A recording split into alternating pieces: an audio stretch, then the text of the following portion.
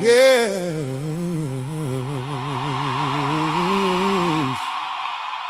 From Detroit to the A, DJ Tony Tone, the blend master. You ever had to play dumb just to see who really dumb? So, yeah. This one right here for them folks. I'm playing the fool on these fools. Make them think I don't know they move. While they talking, I just play it cool. But I peep everything they do. Hey. I'm playing the fool on these fools. Hey. Acting like I'm lost and confused. But I'm 10 steps ahead, that's the truth. Yeah, I'm playing dumb, but I ain't no fool. Hey, yeah, yeah. I sit back quiet, let them run their mouth. Same ones smiling, be the ones with doubt. Trying to play slick, think I don't see. But I read body language better than speech. They whisper low when I walk in the room, then turn around like, what's up with you? I just grin, sip slow, lean back. Whole time I'm at pinpointing facts. See, real recognize fake in disguise. You can't trick a man that done seen both sides.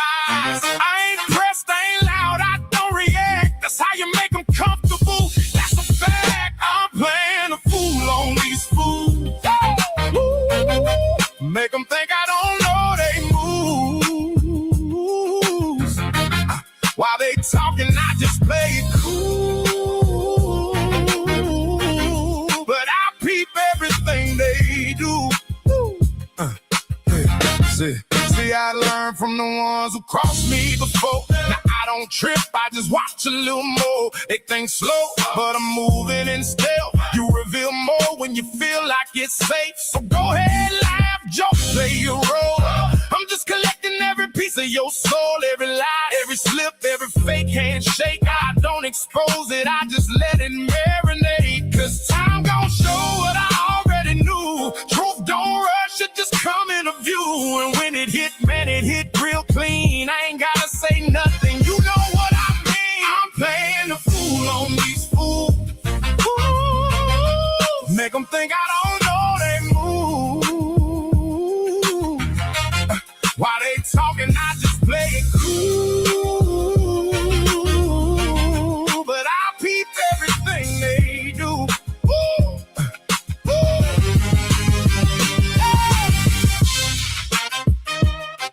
Act like I don't see it, but I see it all. They let them think they winning just to watch them fall. He ain't no fool. No. I don't argue, I don't pull my word. I let action speak, let the truth surface. See a wise man move in silence, my friend, while a fool keep talking till he show his hand. So I nod my head, play along real smooth. Whole time I'm controlling the groove. You think you up now, you in my game. I just let you feel like you running things. I'm playing a fool on these fools. Ooh, make them think I don't know they moves. While they talking, I just play it cool. But I peep everything they do.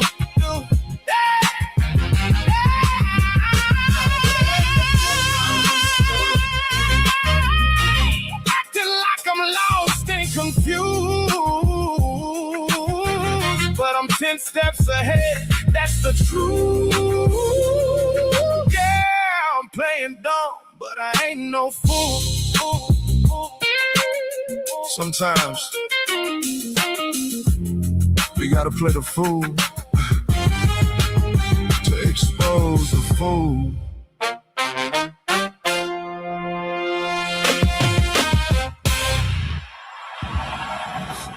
All right, good evening, good evening, good evening. We in for our second stream of the day. All of the work has been done. The family is nice and settled.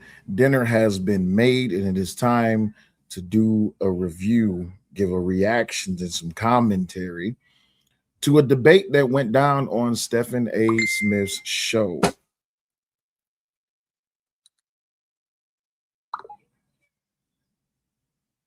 Oh yeah, looks amazing. I like it. I like it. Nice. Sorry, y'all. The wonderful wife is being creative as always, and she always likes for me to look at the things that she's coming up with. And listen, shout out to my wife for always being the wonderful creator that she is, just being the damn genius in everything that she does. And also shout out to each and every last one of y'all in the chat. In the chat, each and every last one of y'all for stopping on in the building. As always, our opening spiel is the most important thing when participating in the live stream is engagement. So not only do I want you to get the likes up, it would be greatly appreciated. Not only do I want you to also please subscribe, make sure that you are actually engaging within the chat. Drop down in the chat, put ones in the chat if the audio is good, put ones in the chat if my video is good. As we get into the review of the debate, we're going to be pausing and adding our own commentary to give our reaction to it. So when I start playing the video, please let me know if you can hear the video. It would be greatly appreciated if y'all could do so. Now, with that being said, I think the best thing that we can do is go ahead and kick the show off right away, because it is a nice lengthy debate. But you know, Blonde Bomb said that she already got her phone up to 100% and she got the notifications. Let's go, Blonde Bomb. Blonde Bomb says she is not playing with y'all tonight. Okay, what's going on? CCD was good. Sister Trees was good. GG is in the building. Roberts is in the building. Here but not is in the building. Almonds in the building. Malcolm D is in the building. All of y'all is just here. I greatly appreciate each and every last one of y'all. And if you would like to support the show, all you got to do is just request the link in the chat to support the show. You have 3 different options to choose from. You can support the show by way of Cash App, which is $Cellulite, SELLYOULIGHT. Or you can use PayPal, which is Butterfly Progressive. Or if you need the Venmo, just request the link in the chat and we will get you going. Let's go ahead and get this started. Now, unfortunately, I did not take time to set this up really quick. So give me 1 second. Let me switch screens right quick.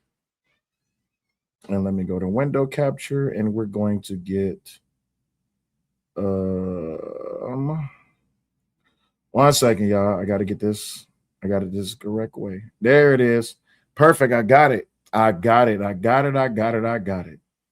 See, wonderful things happen when you do them the right way. Which, you know what? I think the other way would be better. Yeah, the other way would be better. There we go. That'd be better. Perfect. And then we could just go ahead and we could throw the background in there really quick. Let's go ahead and throw the background in there really quick. Let me give you something to laugh at while I adjust this right quick.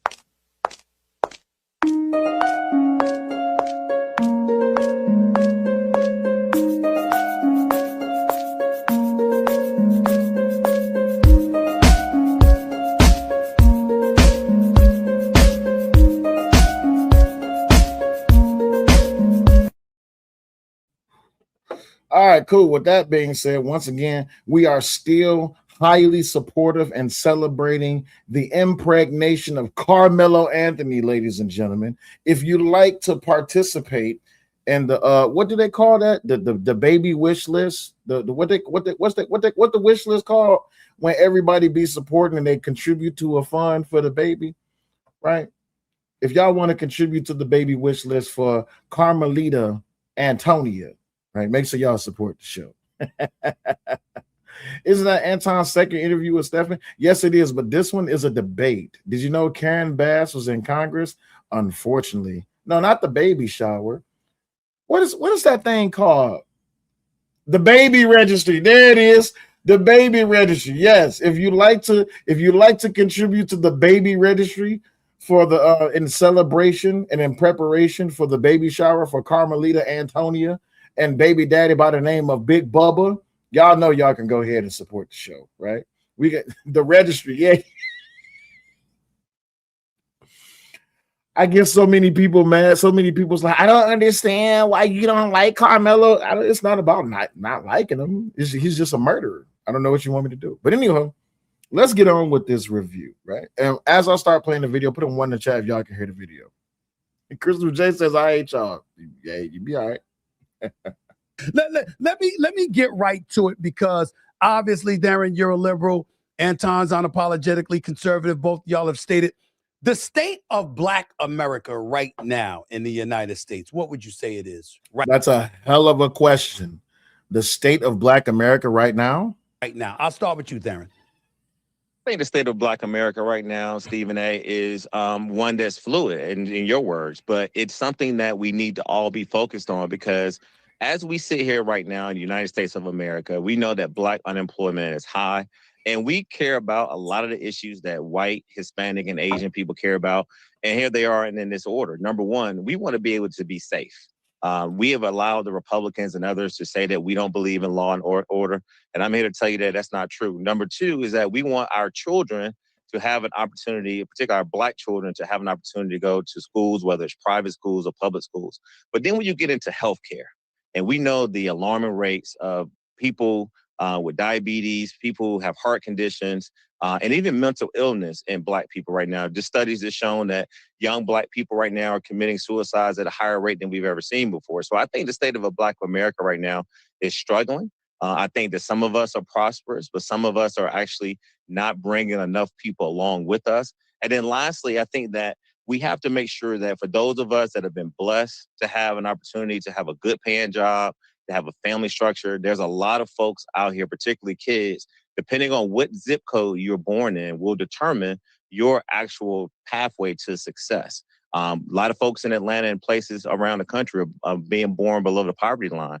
And if you don't have that family structure in place, access to quality paying jobs, and also healthcare, we as Black Americans, we got to do better. Darren, I'm sorry. What Black America does he live in? Did y'all hear everything that he just said? Right. So now Black kids don't have school attendance opportunities? What Black America does he live in? I don't know what Black America he's talking about. Thank you, Dingo Dog. Typical victim mentality, full of excuses. Absolutely. I don't know what Black America he's talking about, but the Black America that I live in, the America that I live in, the United States of America that I live in, where I went and I put my life on the line for this country. I serve my country. I don't know what Black America he talking about. Oh, okay.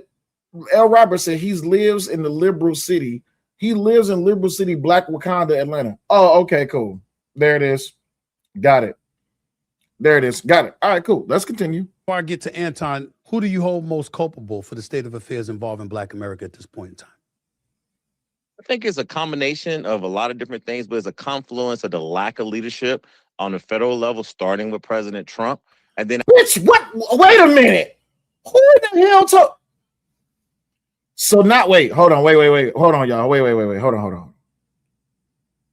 So Black America in the current state that is in, the failure state that he claims it to be in, is Trump's fault? Okay, here, let me try this. The Black community has been failing since the 60s. Trump came into office when? How the fuck is that Trump's fault? See, I wasn't supposed to be cussing today.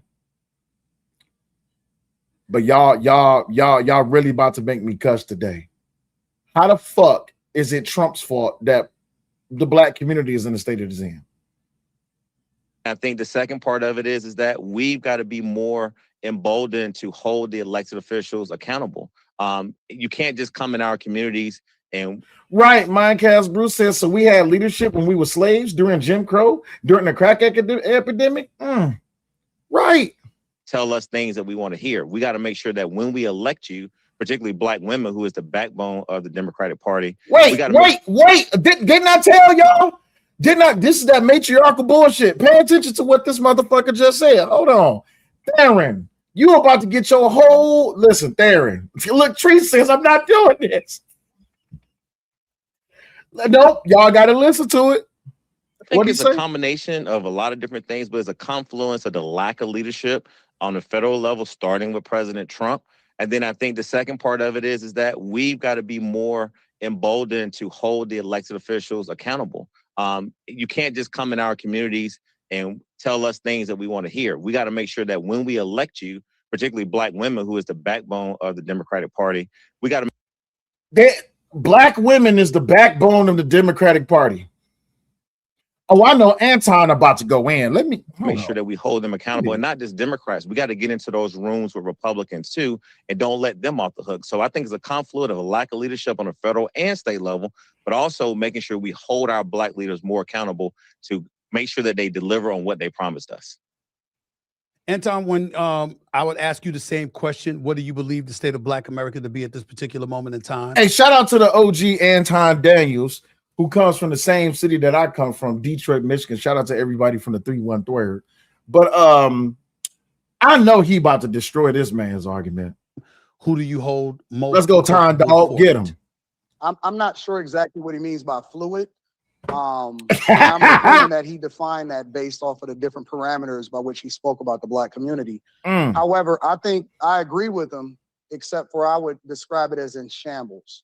Worse off than we've ever been, freer than we've ever been. And the fact that we're willing to blame Trump, although we've had decades of opportunities, Black cities, you look at some of the blackest cities in the United States of America, Memphis, for example, is in shambles and they needed Trump's help. There you go. And I think that there's a lack of accountability and victimhood. And as long as we continue to promote that it's somebody else's fault, you know, I was looking at Juneteenth in Chicago, right? And you had over 7 people killed and 36 people shot. And while we were focusing on whether or not Asians and white people, whether it's Carmelo Anthony or Cyrus Carmack, is responsible and if they should go to jail or not, in every city across America, especially where predominantly Black people live, you don't have to kill each other, but there's drive-bys and there were over 113 shell casings where 12 people were shot on Juneteenth itself. And so when I look at the state of the Black community, it has nothing to do with the political landscape. It has everything to do with self-accountability, regardless of whether or not you're picking the right curriculum, if you want to go to college or you want to go to community college. Healthcare, I don't think that we're concerned about it. Self-care, I don't think that we're concerned about it. And more importantly, I think that we're more concerned about self-care with regard to promoting ourselves and the culture that's the worst for us versus taking accountability for the state that we have ourselves in. We don't have to have children out of wedlock. We don't have to put ourselves at a disadvantage, and we don't have to have children in poverty. And we have more technological advantages as far as research and understanding of the past than we've ever had before. But for some reason, we're still worse off when we continue to vote the same way while requesting nothing from politicians and letting women lead us to the polls. And that is the direct result. You're seeing it transpire inside of the Black community. Shout out to Anton Daniels for perfectly articulating exactly what's wrong with the Black community. They always want to blame it on everyone else, and they have no self-accountability, no self-responsibility. It's a ton of things that has happened within this country since the 30s, hell, since slavery days, right? Where Black people have had opportunity among opportunity to be able to progress themselves as a community. But when it came to the 60s, they decided to upend their whole entire foundation. And they decided that the Black woman is God and they were going to just side with welfare and entitlement. And they got rid of the Black man. So you wonder why the Black community is in the shambles that it's in right now is because you have people like Theron Johnson who's trying to promote that the backbone of the Democratic Party is Black women when we clearly see is not. Things that I got to ask you about, Anton, is that, you know, so many times we see things from an historical perspective. We see the Civil Rights Act of 1964. We see the Voting Rights Act of 1965. We see policy that has been implemented to address the unfairness and the inequity that exists within our system. I do understand when people look at it in this day and age and say, look, we're a lot better off than we were before. Let's stop acting like that. But there are, I think one of the things that concerns me about folks on with the conservative tilt is that there's this notion, sometimes people act like it never existed. There was never a problem. These things never needed to be addressed. It's basically just about pulling yourself by your own bootstraps and going from there without really addressing the fact that the inequity that exists in our system, it's always been something that the Black community has had to battle against. And sometimes you hear conservatives talk and some of them sound like, yo, that's not true at all. What do you say to that? Before Anton say anything, I'll go ahead and answer it right quick. The real problem is that as Black conservatives, we don't subscribe to that victimhood mentality. The biggest problem with the Black community when it comes to the political landscape is that they're still stuck within the past and they want revenge against their white slave masters. They want revenge against their democratic Southern white slave masters. And they want to be taken care of. Hence why it is that they are so dependent upon welfare and why they always into Section 8 and all this, that, and the other. The big problem is this: when it comes to us as conservatives, we understand what happened in the past, but our past is not what shapes us. Our past is not what grounds us. There is a future. And as long as we keep being stuck within the past, we're never going to be able to move forward in the future. But let's listen to what Anton Daniels got to say. I don't see any inequities. I was born in the blackest large city in the United States of America. Everybody knows that. Detroit, Michigan, still here, born and raised, contribute to my community. And there's just some very basic fundamentals that we lack that has nothing to do with the history of this country. Facts. Right? We're in 2026, and there's people that come over here with absolutely nothing. There's Africans, right? Illegal and legal immigrants that have come into this country and done exceptionally well, right? And so when I start to have this conversation, there's really two different types of Black people. Right. And I'm not going to use the word to describe the other type of Black people. Anton, I'll do it for you, big dog. It's because you're on Stephen A. Smith show. I'll say it. You got Black people and you got niggas, right? You got Black people who are not stuck within the past, who are not stuck with on this identity that we got to be a nigga. Well, see, niggas, this is what a nigga is, right? Whenever you want to think about what a nigga is, always remember Carmelo Anthony. That's a nigga. And all of the people who support Carmelo Anthony, those are niggas too. So when you want to know a clear distinction between what's a nigga and what's a Black person, always think of Carmelo Anthony and his supporters, and then think of Black people like myself, who gets up here and who tells the truth, raw and unfiltered, and is not afraid to say it, because the truth of the matter is, when it comes down to the Black community, they're the most racist, they're the most destructive, self-destructive as well, and they're the most degenerate. That's just the truth. But anyway, let me get back to Anton. But there's people that continue to hold on to the Victim Olympics, and I've never experienced slavery in my 44 years on this earth. Never. And so the expectation for my father was I had a greater calling for my life, and that's what I leaned into. I leaned into my religious beliefs. I leaned into my community. I leaned into my schoolwork. I leaned into taking accountability. I leaned into working hard, 16 hours a day, 7 days a week.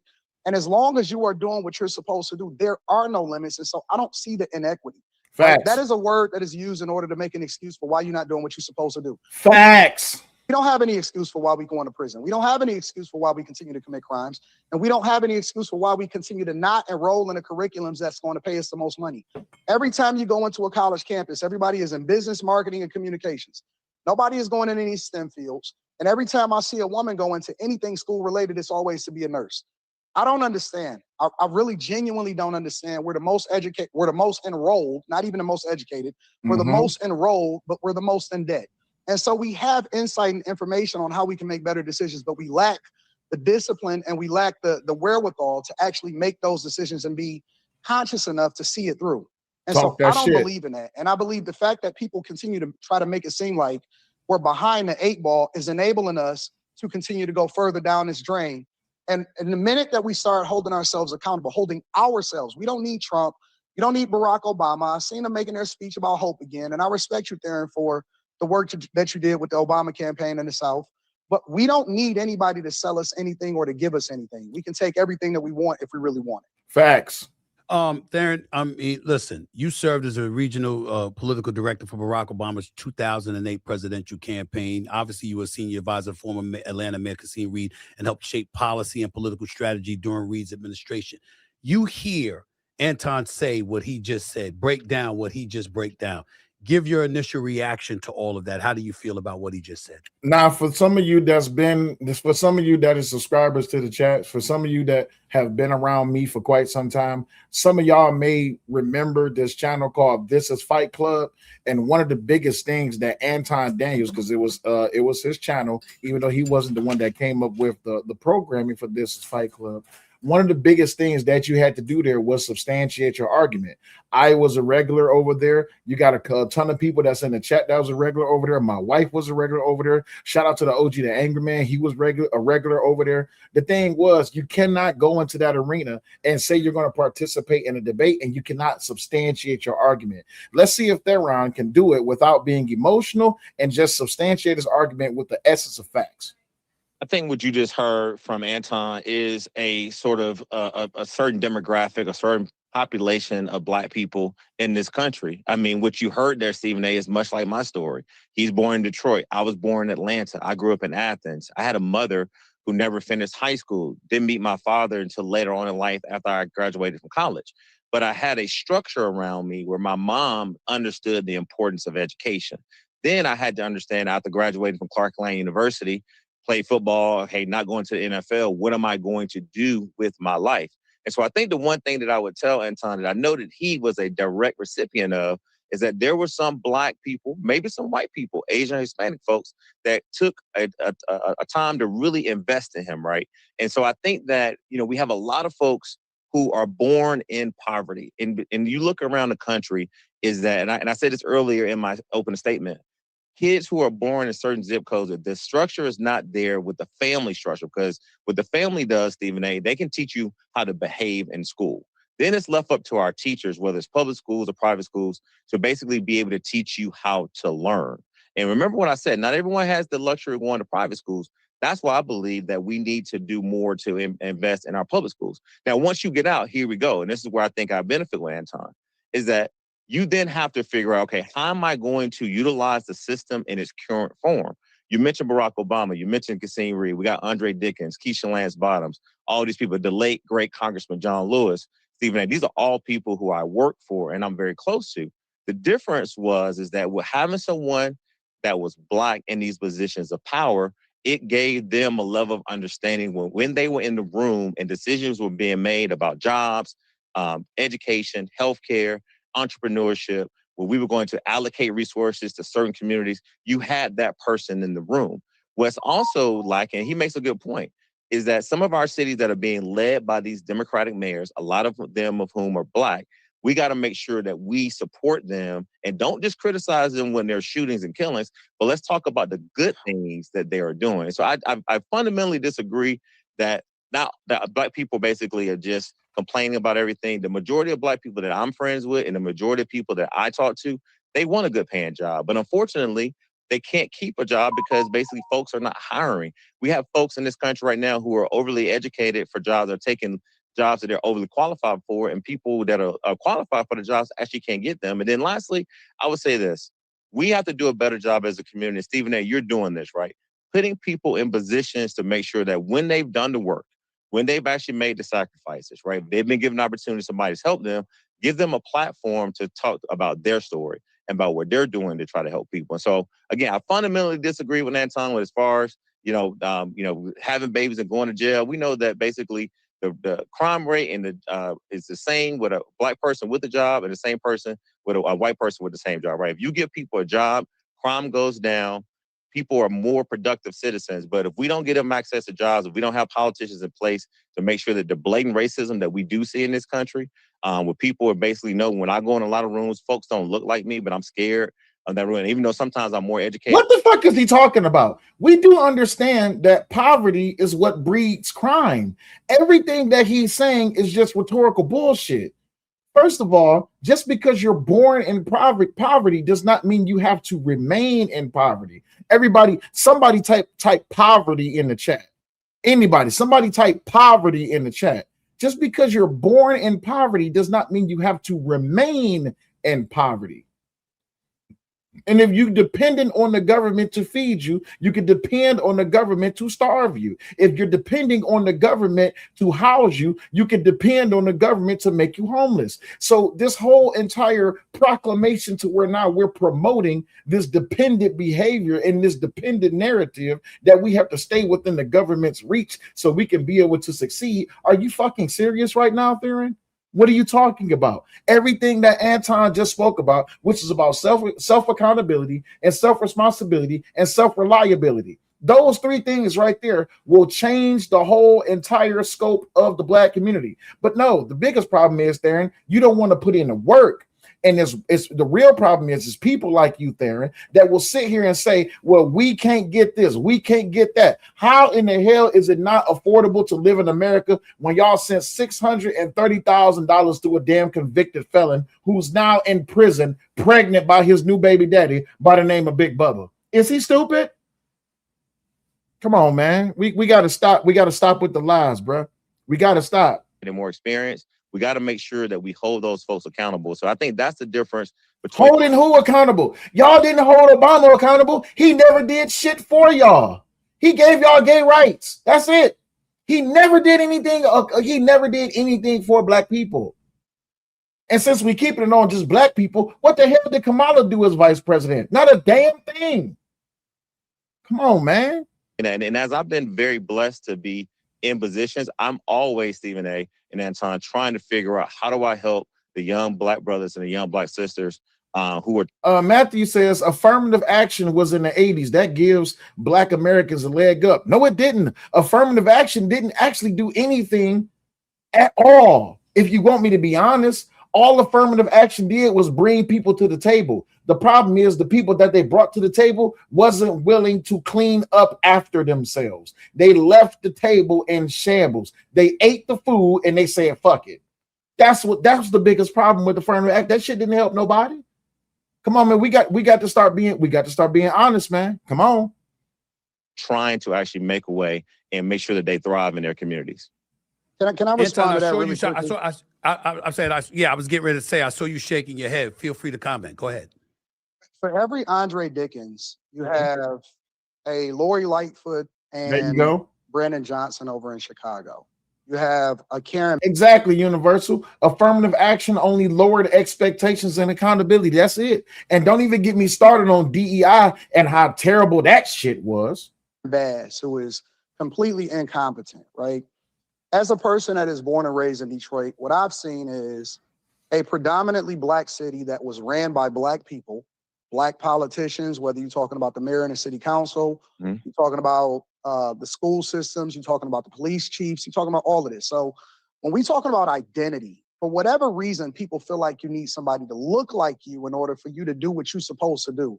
And that has nothing to do with anything. Facts. As far as me and using myself as an example, nobody poured into me except for my father. Exactly. My father was responsible for me because I didn't ask to be here. And so when we're talking about taking accountability, what I do see is people continuing to have children out of wedlock. What I do see is people not getting married. I'm not even talking about the political landscape. I'm talking about the basics, the fundamentals. Yes. I work with automakers here in Metro Detroit, and so many new jobs was created.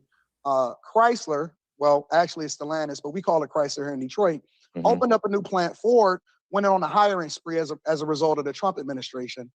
And the main reason why most people couldn't get a job, overwhelmingly Black people applied for these jobs. Tell them why. Because they couldn't pass the drug test. Exactly. And that's the fucking biggest problem. Can we be honest? It's not that you can't get a job because you can't qualify for it. It's that the majority of you motherfuckers stay on drugs. You got weed in your system. You got pills in your system. You're taking fentanyl. You're showing up to work every goddamn day drunk as hell. That is the problem. You're not being held back by your lack of education. Hell, you can get a job at McDonald's with a goddamn GED. What's stopping you? You could go flip burgers and drop fires and mop floors. Hell, you could go work in the hospital. You could work in environmental services. It's a whole bunch of shit that you can do with a damn GED. So if you able to get your ID, you're able to get your GED, hell, you're able to get your high school diploma. You should have your social security card. Hell, everybody should have a copy of their damn birth certificate. What the fuck is the problem? The problem is the mentality. Oh, I gotta. This is the biggest problem with niggas. They wake up and they smoke. They go to the bathroom and they smoke. They come out the bathroom and they smoke. They getting ready for work and they smoke. They on the way to work and they got to get something to eat. Why? Because they high. And then they show up to work late. And then when they get to work, they fall asleep on the job. And then you got motherfuckers that's literally online live streaming while they are at work, not paying attention to their job, not doing what they're supposed to be doing, which they get paid to do, which they the one that signed on the dotted line. The biggest problem with these niggas is that they're so worried about themselves and they're so worried about their high. They're so worried about their trials and tribulations. They're not able to produce. That's why you can't get a job.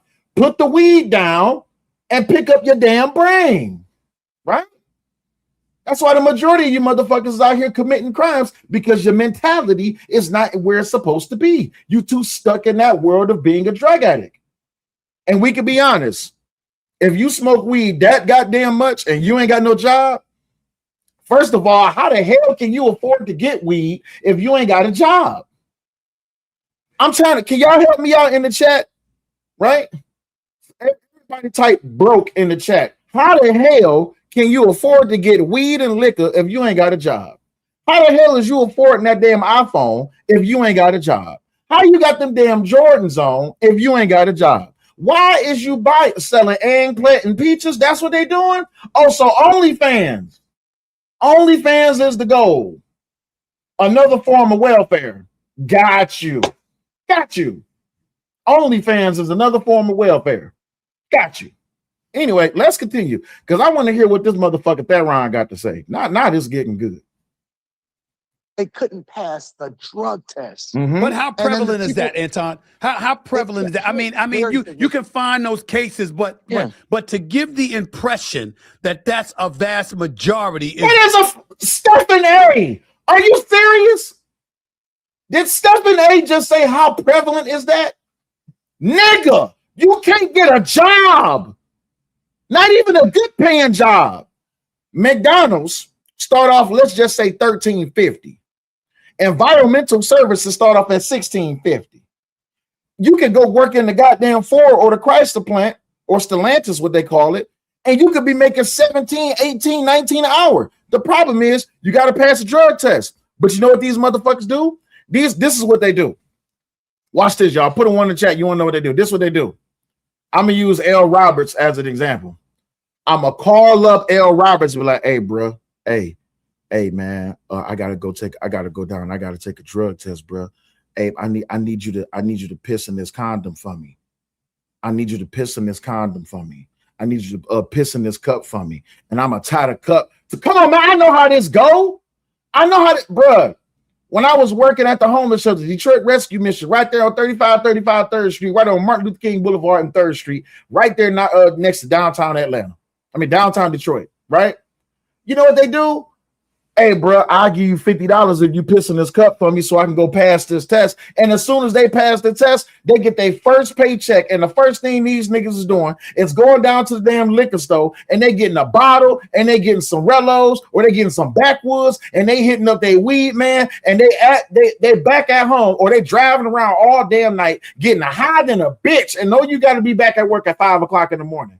And here it is 4 o'clock and your stinking smelling ass is trying to hop up in or on something because you ain't took the goddamn time to prepare yourself for the next work day. Then here you go coming back into work the next day 3 hours late because you was high as hell. Now you done got written up and you in there talking shit like, I don't give a fuck. I don't give a fuck about a write-up. I'm a grown-ass man. I'm a grown-ass woman. I don't need this job. Fuck this job. Then you become broke. And now you asking people, hey, can I borrow $20 on Cash App? Man, I just lost my job. Man, these hoe ass niggas said I wasn't even late by that much. Well, nigga, what time was you supposed to be at work? I was supposed to be at work at 5 o'clock. What time did you show up? Man, I showed up at 8 because I was high as hell last night. And then Stephen A. still gonna say, is that prevalent? Yes, nigga, it's prevalent. It's prevalent even when it comes down to the mistreatment of y'all children. You know how many people have been caught up in fucking child neglect crimes because these motherfuckers was high as hell? Y'all heard about that girl out there in Pontiac? The girl who left her kids in the house for 4 years. These kids were sleeping on top of fucking Little Caesars boxes that had mountains of feces on top of it. She would send fucking groceries to the house and the kids was covered in shit. The youngest girl, it was 2 girls in the house. The 2 girls didn't even know what a goddamn pad was. These girls have been in the house for 5 years and don't know what a sanitary pad is.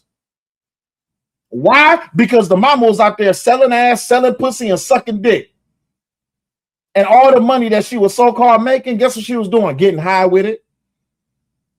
Come on, man. Come on, Stephen A. Smith. I need you. Come on, bro. Don't do that. Continue. Where the problem occurs.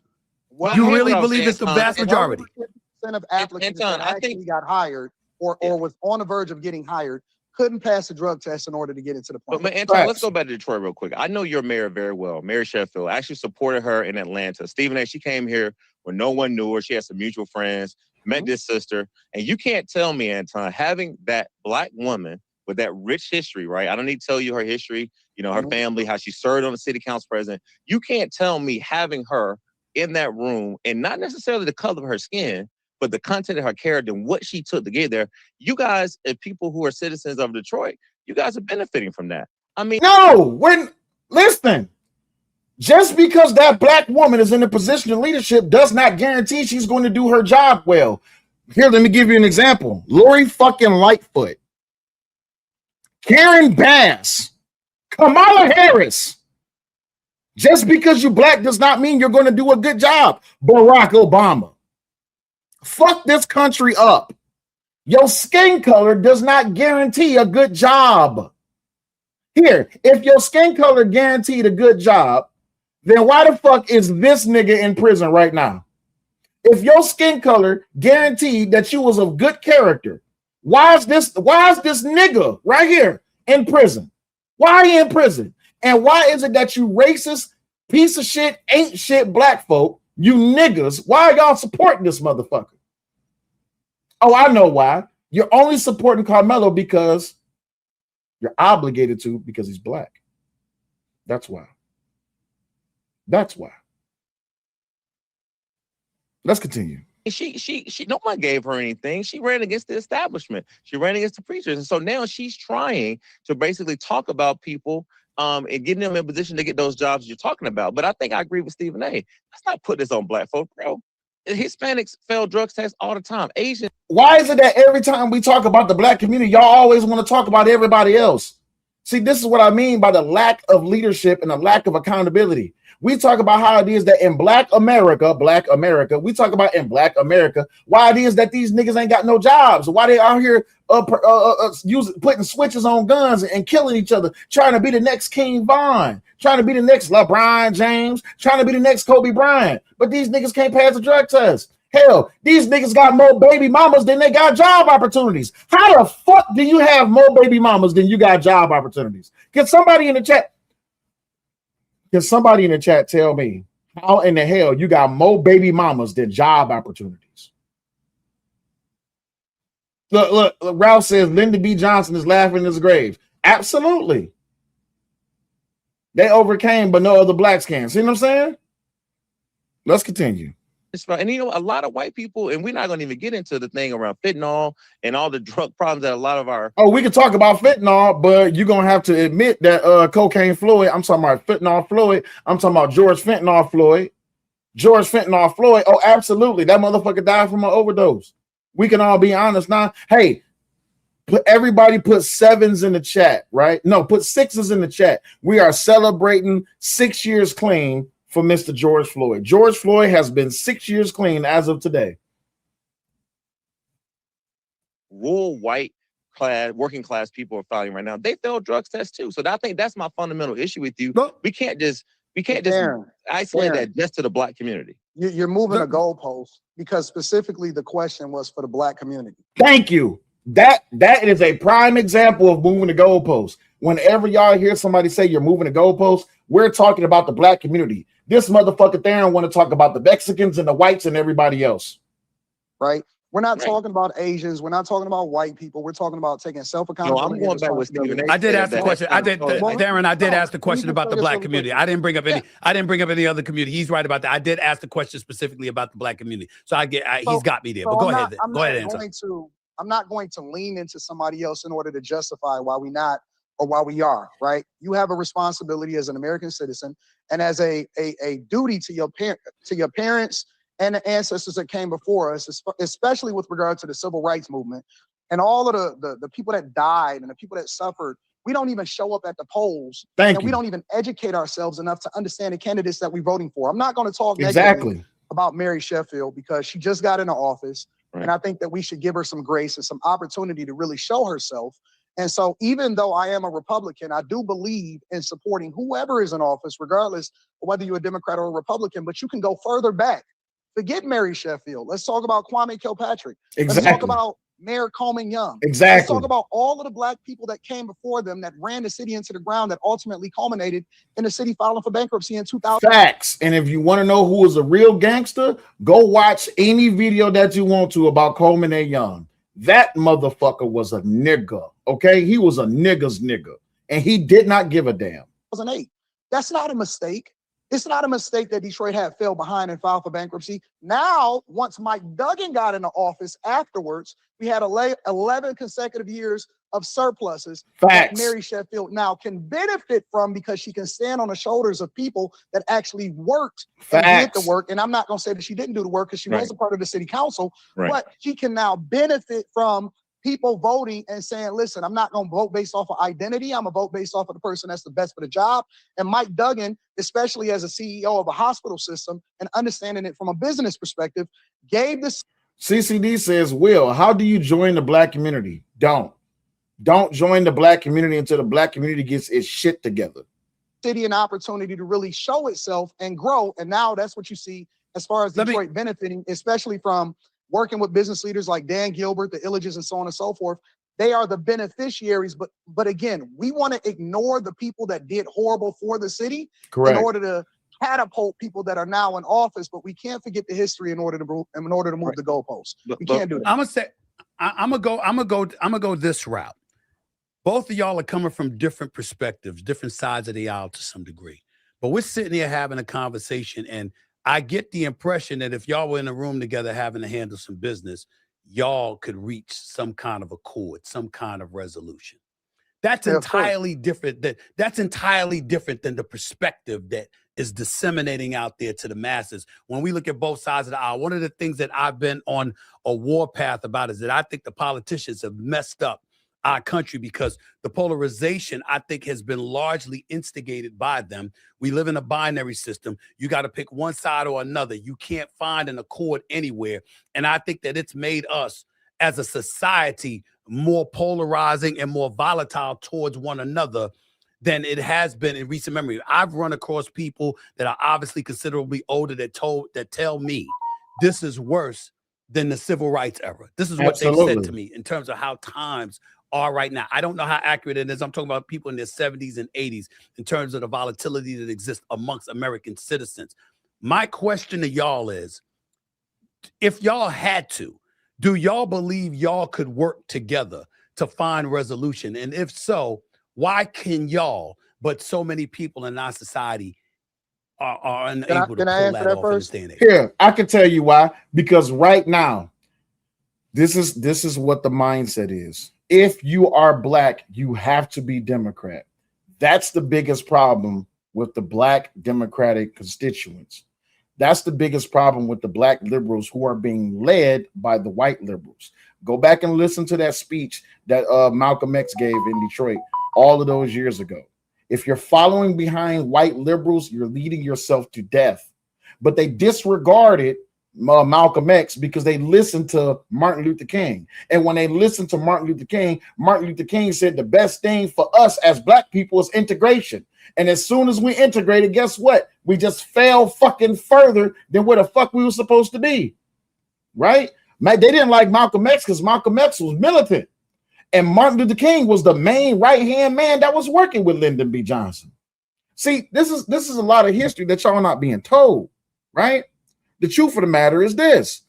Can black Republicans and black Democrats work together? Absolutely, they could. But you know what they have to start, you know what they have to do first? The first thing they got to do is recognize that the Republican Party was started by black people, that black people were originally conservative before we switched over and gave up our soul so we can get welfare and benefits and get the black man out the home.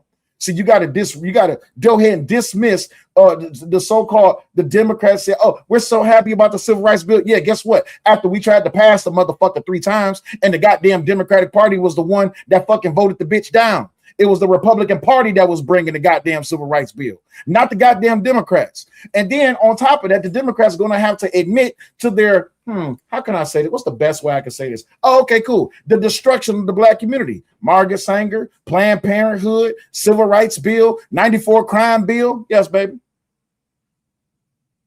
Oh, I was on the rolls doing my thing. Oh, I keep going. KKK, redlining, Jim Crow laws, black codes. It's a whole bunch of shit that I can keep on going about how the Democratic Party has been literally trying to fuck over the black community for forever. But the black Democrats won't see it that way, because to be black means you have to be Democrat and vice versa. Here's the problem. To all you black Democrats that's in the chat that's upset by what I'm saying, I have a question for you. Trump just came back into office. The Democrats shifted their whole entire voter base to illegal aliens. I have not heard the Democratic Party or any of its leaders or any of its politicians or any of its decision makers, I have not heard them spoke up about black people yet. They've always coupled brown with black, as if brown is the new black, because that is what they're trying to change over to. They understand that a lot of black people are waking up the 1930s definition of woke, not the 2016, 2017 definition of woke, right? 1930s woke was it was alertness and awareness of racial discrimination towards black people.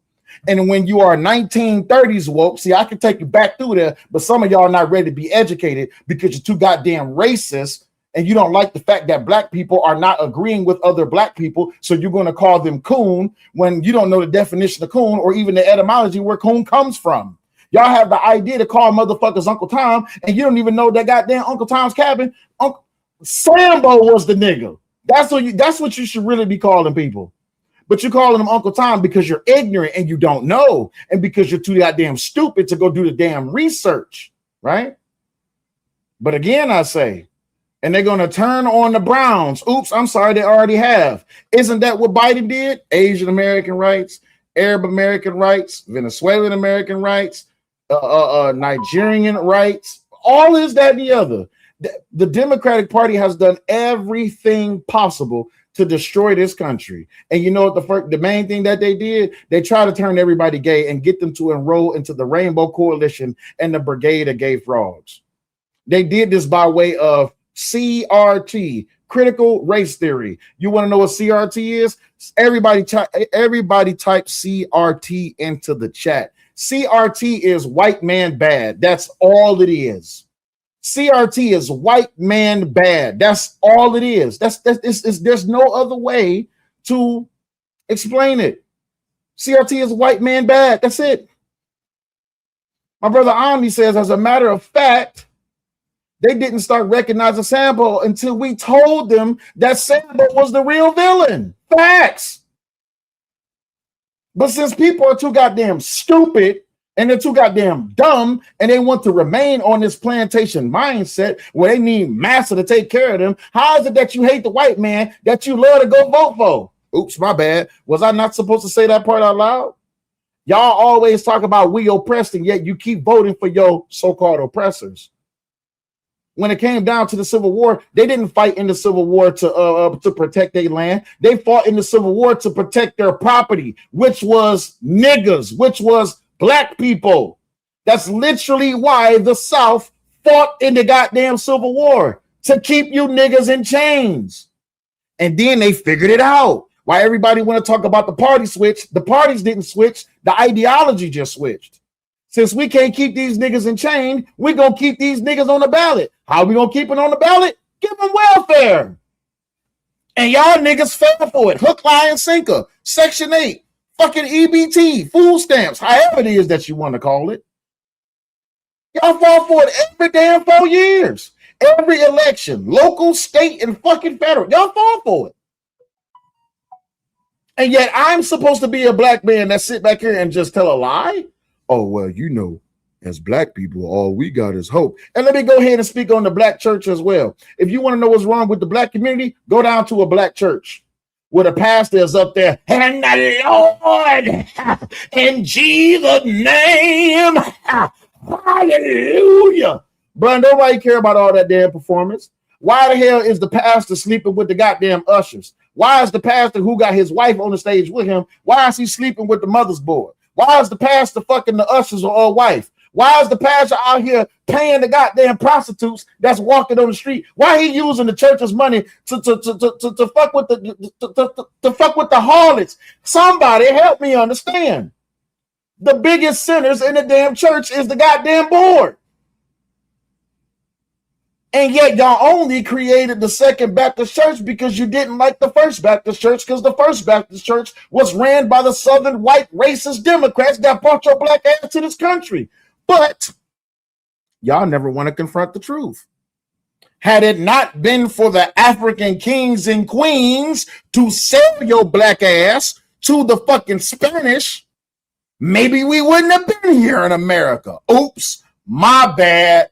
Y'all don't want to acknowledge the fact that Africa is the reason that a lot of us black folk is even in this situation. Oh, my bad. Not just Africa, the Portuguese, the Arabs. It's a lot of people. But you don't do your research. You don't know about the abolitionists and how it is that they came down from the north to come down here in the south. And they said, we gonna die or y'all gonna let them go. You got two options. And it wasn't even, the Civil Rights War didn't even start then. It was actually the Bloody Kansas Act. See, how much do I need to let you motherfuckers know that I know what I'm talking about? While y'all sit here and talk about, oh, well, you're a Trump supporter. Guess what? I support who's doing what's best for America and has my best interest in heart and not my blackness in heart, because my blackness don't mean shit. When I get cut, I still bleed red. If my head get blown off, I still bleed red. When I die, ain't no damn coming back. But you have a whole entire party of people who is literally taking your tax dollars and sending it over to another country so children can get operated on so they can change their sex. And you want me to sit here and listen to a group of people who believe that a black man can get pregnant. Men can get pregnant. Okay, cool. Well, then here comes the joke. If men can get pregnant, to all you Democratic liberals in the fucking chat, go ahead and put Happy Mother's Day to Kamala Harris. Happy Mother's Day. As of last week, there was a report that came out that Kamala Harris suffered. He suffered a sexual assault event, and now he's hugged up with Big Bubba. And Big Bubba, he put a baby. He fucked the lining out that nigga. You understand me? He fucked the lining out and put a whole new lining up in him. He put a baby up in him.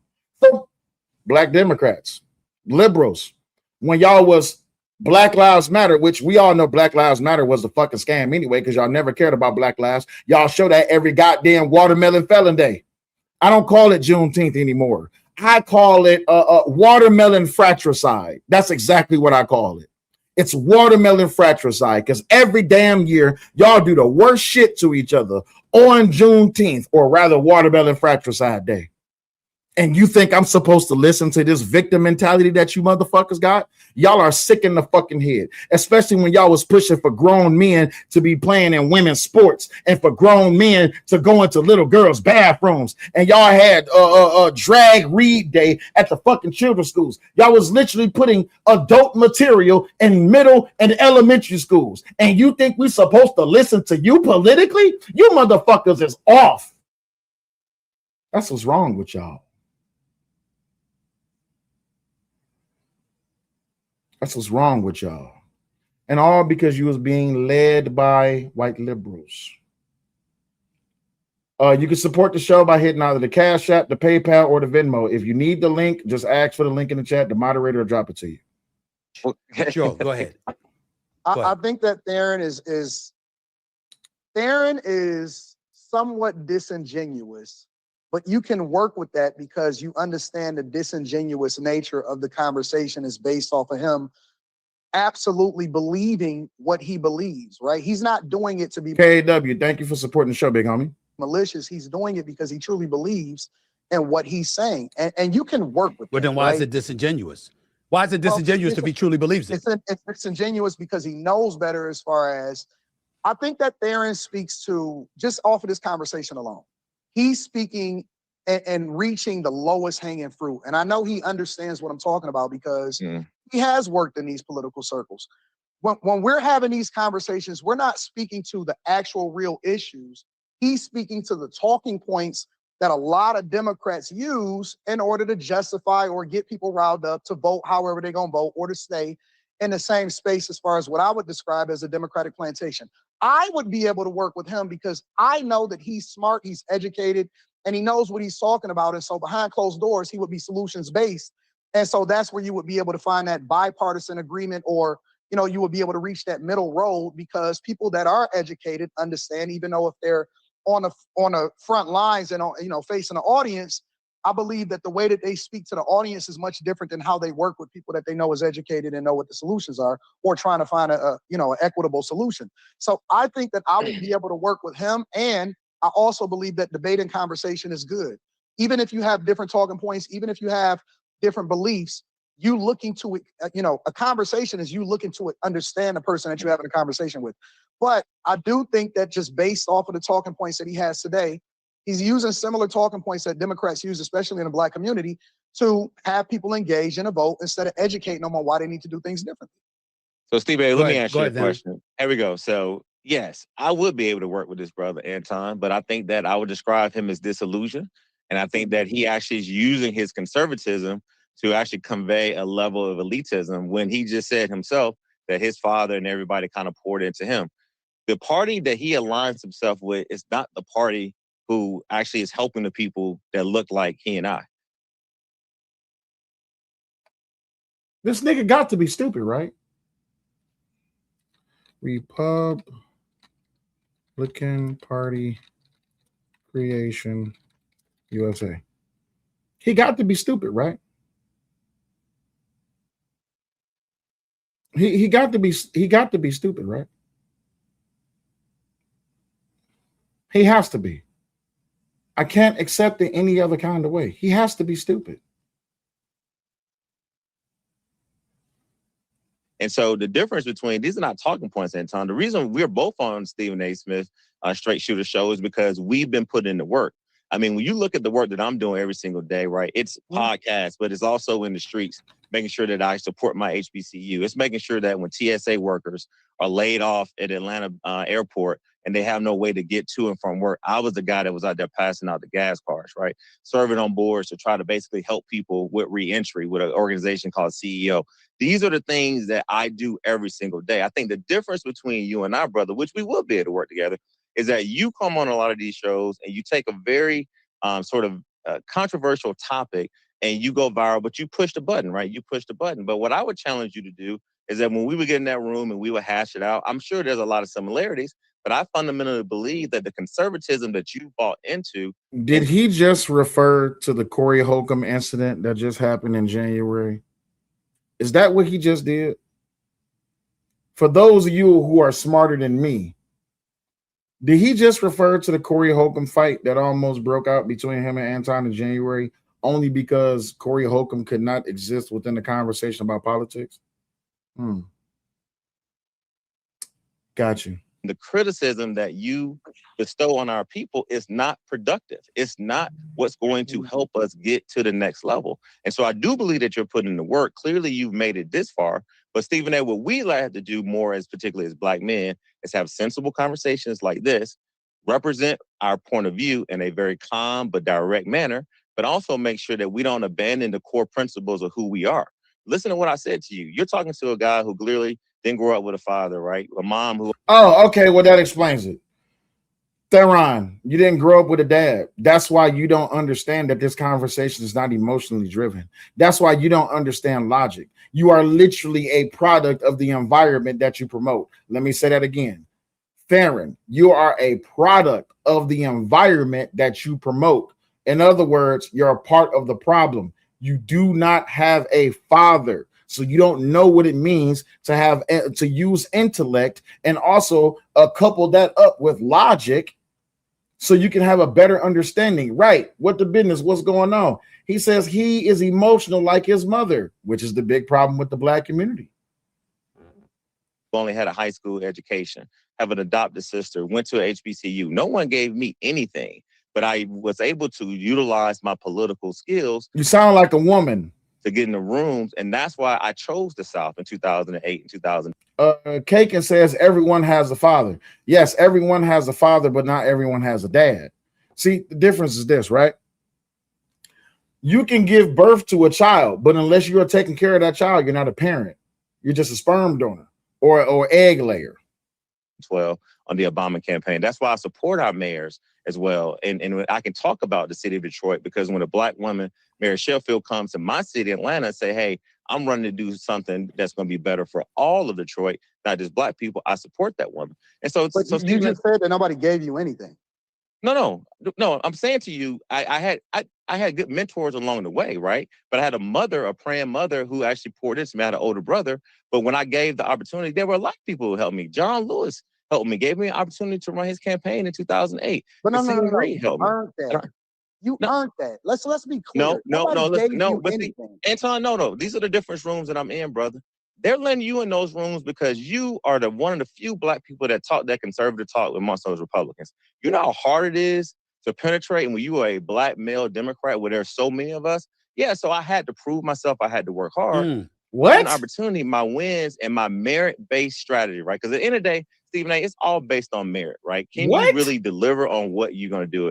And I'm a man of merit. So yeah, so no one gave it to me, but like there were some people along the way, Barack Obama, who said, look, we're going to give you the South in 2012. So I can't act like I got here by myself, but This man is a walking contradiction. How you say no one gave you something and then says Barack Obama gave you something? This nigga is stupid. Work hard just like you to make sure that when given an opportunity, I was prepared for the moment. Let me stay with you for a moment before I get back to Antoine, because we're talking about, I mean, when you talk about Black folks, you talk about the Black community. Let's talk about the Black voters for a second, who've supported the Democrats by roughly 80 to 90% over the last several decades. We all know that. So if Black America is thriving, the Democrats wouldn't hesitate to take credit. They'd feel they deserved it, no doubt about that. But if Black America is struggling, which we obviously are, should Democrats bear responsibility for that? Which one? I need to hear this answer. If the Democrats is responsible when the Black community is thriving, are the Democrats responsible when the Black community is failing? I can't wait to hear this. What y'all think his answer gonna be? I got an idea what his answer is gonna be, but what y'all think his answer gonna be? One is it, Darren? I think Democrats have got to continue to make sure that we take credit where credit is due. If you just look at when Democrats are in office, where the Black unemployment rates are, it's always higher than when we see Republican presidents. And right now, Biden had a higher Black employment rate than Trump. Okay, then let's get into what Democrats need to do better. That's not what the fuck happened. That's not what happened. COVID happened. Everybody's unemployment rate shot up fucking sky high. What is he talking? And people came back to work. Upon your Biden, that's literally not what the fuck happened.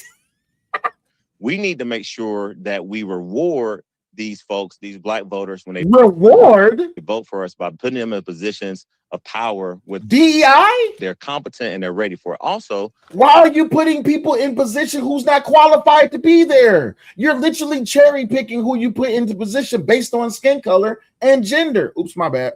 Can we start telling the truth?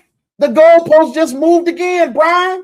We got to make sure that we talk about some of the challenges, but we got to offer solutions. And that's why I'm so proud to be in Georgia and Atlanta, because a lot of our Black leaders, Stephen A., they're not just talking about the inequities, the inequalities. They're actually putting forth solutions. And it takes sometimes working across the aisle. It does take some bipartisanship, because we are a Black Democratic-led city in a ruby sort of red kind of purple state that's run by Republicans and state leadership. So you got to be able to have that delicate balance, that duality approach into it. So yeah, I think that if you put up what Democrats have done for Black people versus what Republicans have done for Black people, we've done more. Our challenge is making sure that we maintain that voter base and show those women and men every single day that when you put us in office, we're not going to forget about you, but also give us an opportunity to govern. And governing sometimes don't necessarily mean that you can. Oh my God, he's rambling. Just answer the question. If the Democratic community, if the Democratic Party should get a credit for when the Black community is thriving, should the Democratic Party be blamed when the Black community is failing? It's a simple question. Why is this idiot rambling? You can just get things done by just focusing on Black issues. You got to be able to work with white, Asian, Hispanic folks, but at the center of your ability to work every single day, you got to have the advancement of Black people at your core. And I think that's what Democrats have done. And Republicans, honestly, they don't even elect enough of them, don't even nominate enough of them. And literally on the federal and state and the local governments, we don't see the results from the Republican Party that are benefiting Black people. Oh my fucking God. He says that the Democrats did a lot for Black people. 94 crime bill. 94 crime bill, which purposefully put Black people in jail for longer sentences and higher charges because they were Black. 94 crime bill. That was the Democrats. As a matter of fact, that was your previous president, Joe Biden, who drafted that bill. This nigga is stupid. What did we do on the Democratic side? Anton, your thoughts about that assertion that the Democrats have done far more for the Black community than the GOP, the Republicans have ever thought about doing? Again, it's your question initially, Stephen A., which obviously that was a moving a goalpost, another opportunity. Exactly, because he never answered the question. Was, do you then take responsibility when you are not meeting the expectation as a Democratic Party for Black people? And the answer was no, because he basically said, we just got to give credit where credit is due. And you're good. You're really, really good there. And I like the way that you answer these questions. I just answered the question, bro. No, what you did was you lied. But you didn't say that they should. Kagan says, damn with the name calling. Can we debate with respect? Let me make sure I got this right. Kagan, Theron said that Anton is an elitist and that he's a conservative. So far, I count by 2 times, Theron has been disrespectful to Anton in this debate. And yet you drop down to say, damn the name calling, can we just debate with respect? He's moved the goalposts more times than the goddamn football referee when it comes to a goddamn first down challenge in football. Right, this is a reaction video, not a debate. Let's continue. Oh, and by the way, there's going to come a point in time. No, I get you. I got you, Kagan. There's going to come a point in time where I'm going to open up the panel. If y'all want to join, if you disagree with anything that I'm saying, right? If you disagree with anything that I'm saying, you have a prime opportunity to join the stream. All you have to do is go to my community wall and click this blue link right here that says StreamYard, where it says join the stream, and you can join the stream. But I'm warning you, I be respectful to people until you disrespect me. Once you disrespect me, I have no obligation to continue to respect you. I can debate with the best of them, but I can also fight with the rest of them. So if you wish to join the panel, just click the link in the community tab and you can join up. Let's continue. To take responsibility when things aren't going so well. And I would also preface this by saying that the majority of the jobs, because we can talk about the unemployment rate, but when you're really in the thick of things, and I know that he's in the thick of things like I'm in the thick of things, you understand that a lot of the jobs that are being handed out, especially when we started to see the layoffs at the federal government level, right? And we seen Elon Musk and his crew and all of them went in there and they started to lay it off.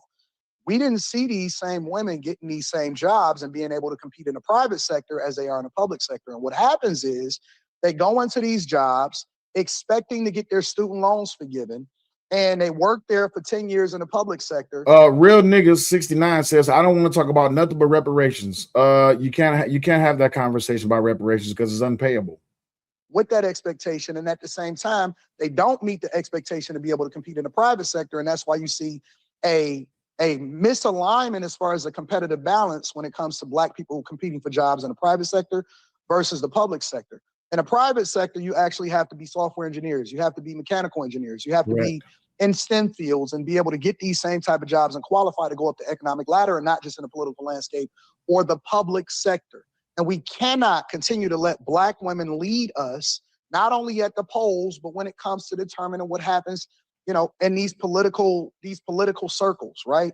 No, they do not take responsibility for what happens to the community. We are worse off than we've ever been in history. And more importantly, the Republican Party is not Than there we've to ever give been? you no. Yes, than we ever been. We are richer than we've ever been before. We are more educated than we ever been before. We not together like we used to be back in the 30s and the 40s and the 50s during Reconstruction and the Great Migration. We not during the golden age of America, right? We're not together like we used to be, but we're richer. We have more influence. You know how I know we're richer? Here, let me help you out.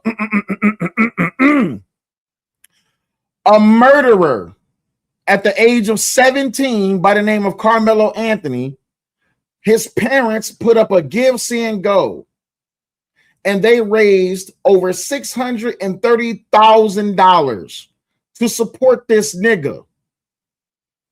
Emmett Till was killed because he was lied on about whistling to a white woman. And nobody raised a dollar.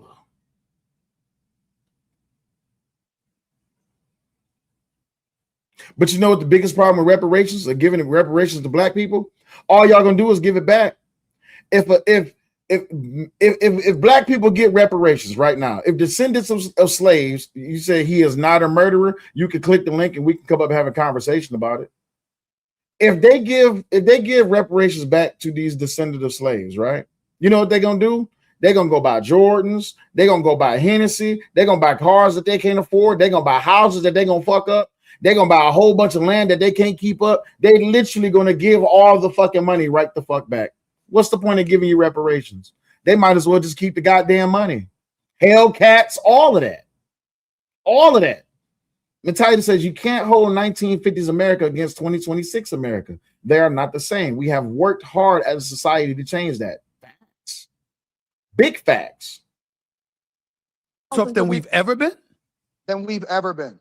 In my opinion, I believe that when you compare ourselves to other groups, when it comes to the wealth gap, we are worse off than we've ever been in my lifetime in my 44 years on this earth. That's a fact. And the interesting thing about the Democrat and the Republican Party, and this is why we have to have a mindset shift, is the Republican Party is not there to give you something. Exactly. It's there to remove the barriers for you to do for yourself. Correct. And the Democrats do that too. We're not. No, they don't. The Democrats don't do that. Why the hell are you removing barriers for people to be self-reliant or self-dependent on themselves if all you have to offer them is welfare, Section 8, EBT, social programs? That's not helping people. That's holding people back. That's why I say affirmative action wasn't shit. It's an opportunity to be held back.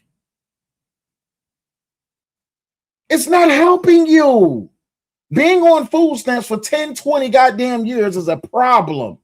If you need food stamps, you should only need them at max, maybe 2 to 3 years, maybe even 4 if you got small children. After that, we got to start asking some questions. And then even when it comes down to the child support, ma'am, how are you on baby number 13 with baby daddy number 6 and you still ain't got your shit correct? You ain't got your life together yet? Maybe you need to close your legs. Giving away stuff as well. I mean, we're actually trying to, but real quick, I want to ask you this question. Whole positions created as far as diversity, equity, and inclusion. The Republican answer when your Republican Party, you mentioned Elon Musk, Doge is what it's called. Department of Government Efficiency. Yeah, you guys fire all these people in public sector. And guess what? If those people was qualified to have those jobs, they should be able to go into the private sector and get those jobs again. You have a 1-to-1 ratio. If I fire you for being a warehouse manager, you should be able to go to another brand or another company's warehouse and be able to run that warehouse. Maybe you got fired because you didn't know how to do your damn job. Maybe the only reason you got hired is because you was Black, or if you was a woman, or if you was a man that identified as a woman, or whatever the fuck 399,666 motherfucking genders that y'all claim that there is. DEI didn't help you. The fuck is you talking about? What? Isn't it true that the Republican response from President Trump and others was go into the corporate world? Now, Absolutely. think about that. If you have spent decades in working hard to pursue public service, particularly in public health certifications, and you get fired for no fault of your own, just because this president did not Sir, being a CNA is, although it's great, but guess what? If you got fired because you was a CNA, then you should go be able to pick up your own CNA. Here, how about this? How about instead of depending on the government's program to be a nurse or be a CNA, how about you go create a business? Oh, that's right. You spent all your money. Real nigga says, man, you are a fucking sellout, and your bitch ass won't click the link. And your bitch ass won't click the link. The link is right there. Go to the community tab and click the link. I'm not a fucking sellout. You're just a dumbass nigga who don't know how to fucking read, who does not have a working bone in his fucking body, who sits back and defend this piece of shit ass community, and you want to call me a sellout? No. Here, let me tell you what a sellout is. A sellout is a motherfucker that gives up their ass just to give some shit. Oops, my bad. I literally just named the fucking black community in the goddamn 60s. Y'all gave up on black men in the black family unit so y'all can get welfare and benefits. Go eat a dick the long way, real nigga, 69X. And until you click the link, let me go ahead and help you out, brother. Better scramble like an egg before you get folded like an omelet, nigga. Ooh, that brother's floating in the air. How could his hands do this? Oh, someone get him out the air. Big facts, Detroit XRP. None of these liberals, none of these black Democrats didn't say shit when Bill Clinton fired over 400,000 motherfucking federal employees and laid off IRS. So when American citizens are paying more taxes, including black Americans, the fuck is these people talking about? Y'all want to complain about immigration? Did you not remember what the fuck Obama said? Do y'all not remember that long ass walk up the motherfucking White House as he was coming to the podium, just for him to come to the podium and say, if you're in this country illegally, we have a plan. And what we're going to do is that if you're in this country illegally, you're going to have to go back home, right? This is what we're going to do, because this is America. We have to defend what's ours. And though we are a country of immigrants, we are also a country of laws. Y'all forgot about that? Y'all forgot about the cages? Did y'all forget about the Obama cages? Oh, baby. Did y'all forget about the silver motherfucking blankets? Y'all forgot the kids in cages? Come on now, Creole. Y'all forgot about that? Did y'all forget? Y'all must have forgot.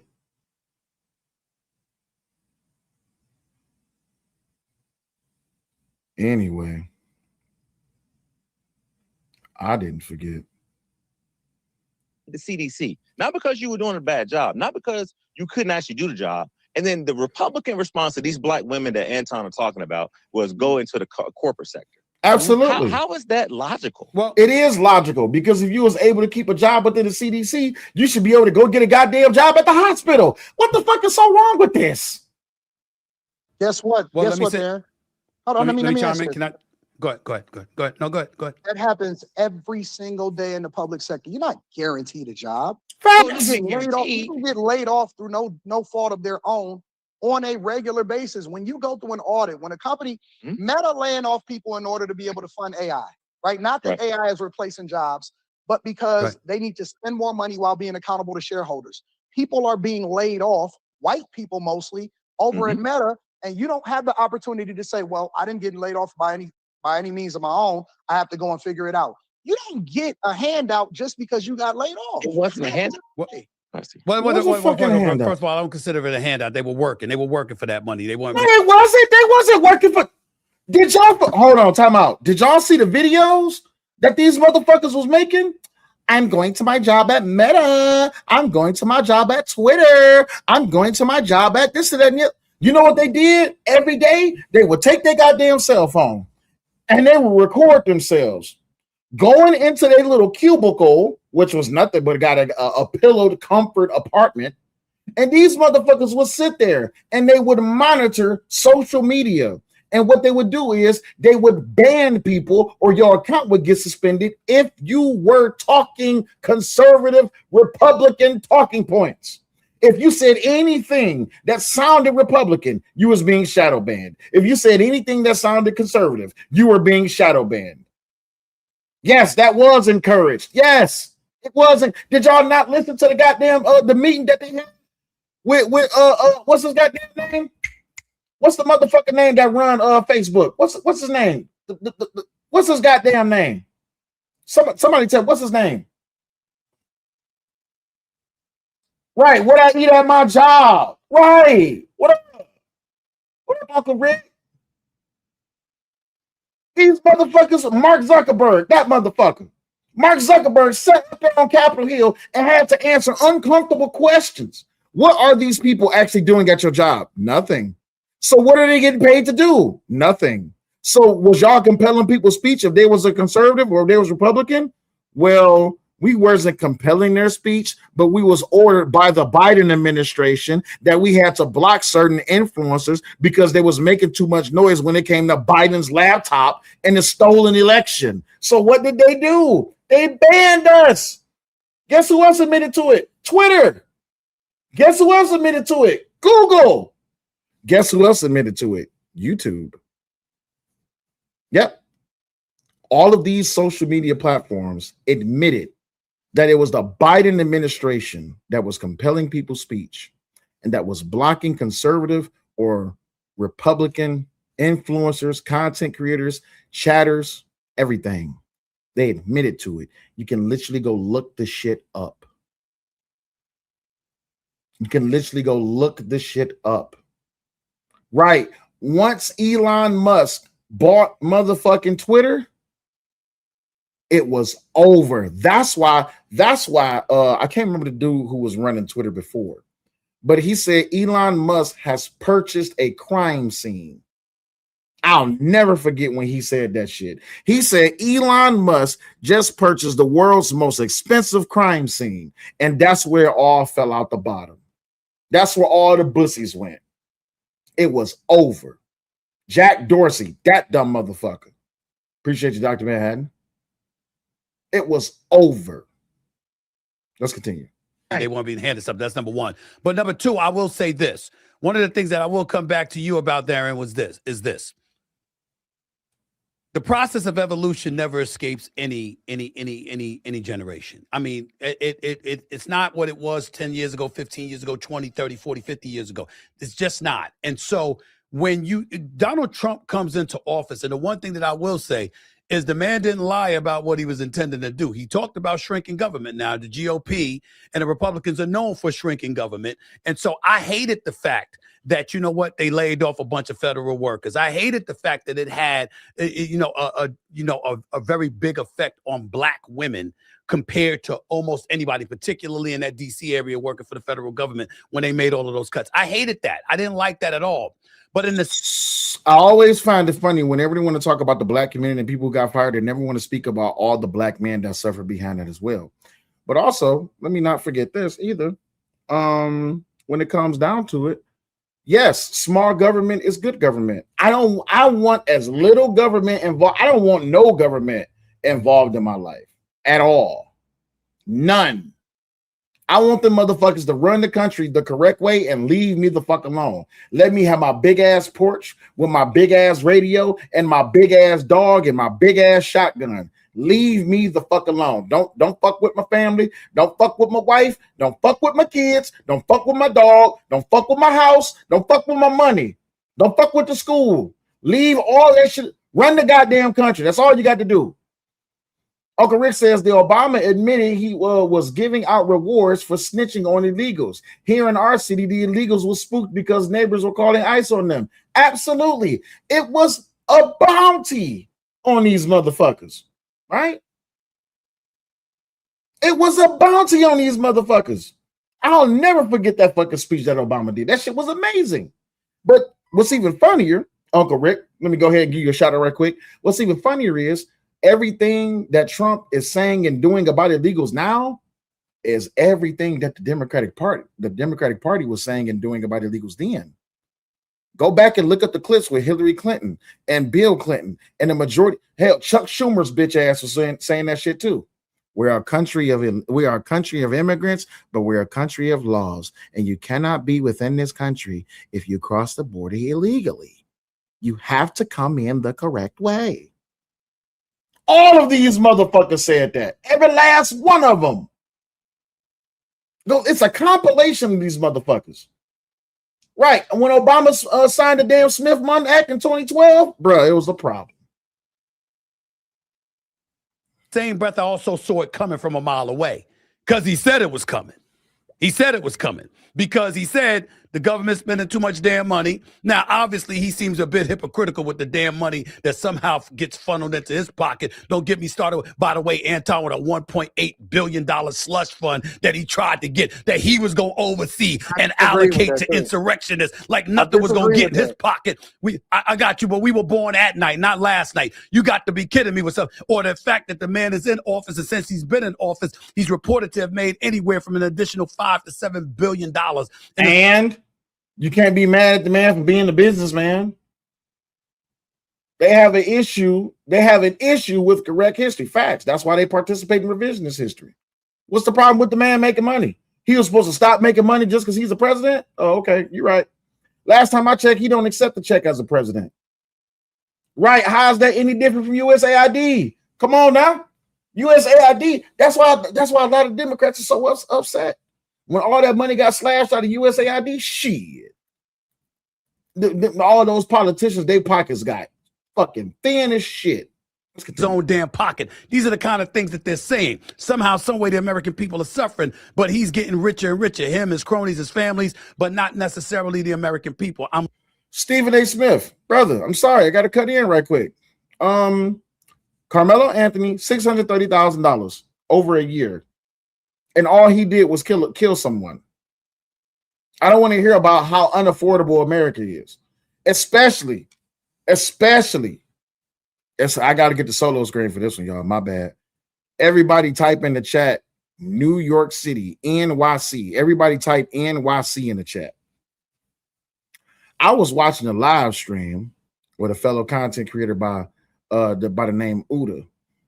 Uda was at a protest for a rental freeze. Here's the funny part about it. I thought Ma'am Donnie said he was going to fix the rent problem. I thought y'all said socialism is the wave and that's what's going to fix America. How'd that work out? How's communism working out? How's socialism working out? Hey, go look at all these other third world countries that's fucked up because of socialism and communism. Now let's go look at New York. Fucked up because of socialism and communism. Hey, shout out to New York. Y'all voted him in. You got him. You got to deal with him or impeach the motherfucker. That's your options. Looking at it from that standpoint. But again, we all saw it coming and he said it was coming, Theron. And so for me, I don't know how to answer that. Like every administration has a right to invoke and implement their own policies. That's what they do, that they think is in the best interest of the American people. If you see it coming, you got to prepare accordingly. What do you say to that? So I'll add two more things real quick. Roseanne says, respectfully, sir, I would say you are too intelligent to use so much profanity. God bless you, ma'am. Donnie is a terrorist. I appreciate it. I had a lady call into the show the other day. She said that I delivered the truth too harshly. I delivered the message too harshly. Well, when Martin Luther King did it, when he didn't swear, and when Malcolm X did it, and when Huey P. Newton did it, and when Marcus Garvey did it, and when Fred Hampton did it, everybody tried it with such kind words. And I appreciate you, Roseanne, but you know what? I can't be kind to people who are stupid. I can't. I can't be kind to people who literally vote themselves to stay within the stupid position that they stay in. I can't do anything but deliver the harsh truth. And I don't want my speech compelled. I don't want your speech compelled. And I do cuss a lot. I'm a veteran and I was raised by a veteran who was, my grandfather was a veteran. I'm sorry, I can't.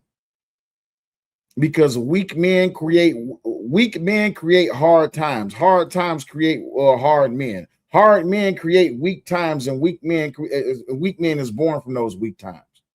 The problem is this: we are in an era right now, right, We're in an era right now where weak men and weak women created this time.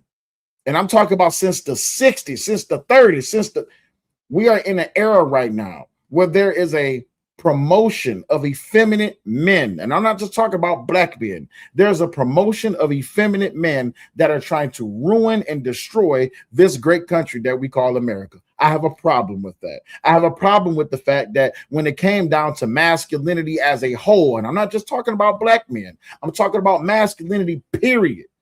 I have a problem that masculinity was put on the back burner because people wanted to change genders of their children so they could do strange things with them. I have a problem with that. I have a problem that in the country, hey, yo, what up, though, Uda? Appreciate you being here, big homie. I have a problem when a whole entire political party wants to compel people's speech just because it would offend them. Oh, she's good, Uda. Appreciate you for asking. I have a problem with that. I have a problem that people can lose their whole entire careers because they don't want to exist in someone else's mental delusion because they see themselves as a woman and they were born a man. You 6'6" with a beard and a motherfucking you built like Arnold Schwarzenegger during his prime days of pumping iron, and you want to be known as a woman. And if I don't identify you as a woman, I can lose my career, I can lose my job, I can lose my family, I can end up in jail. You're crazy.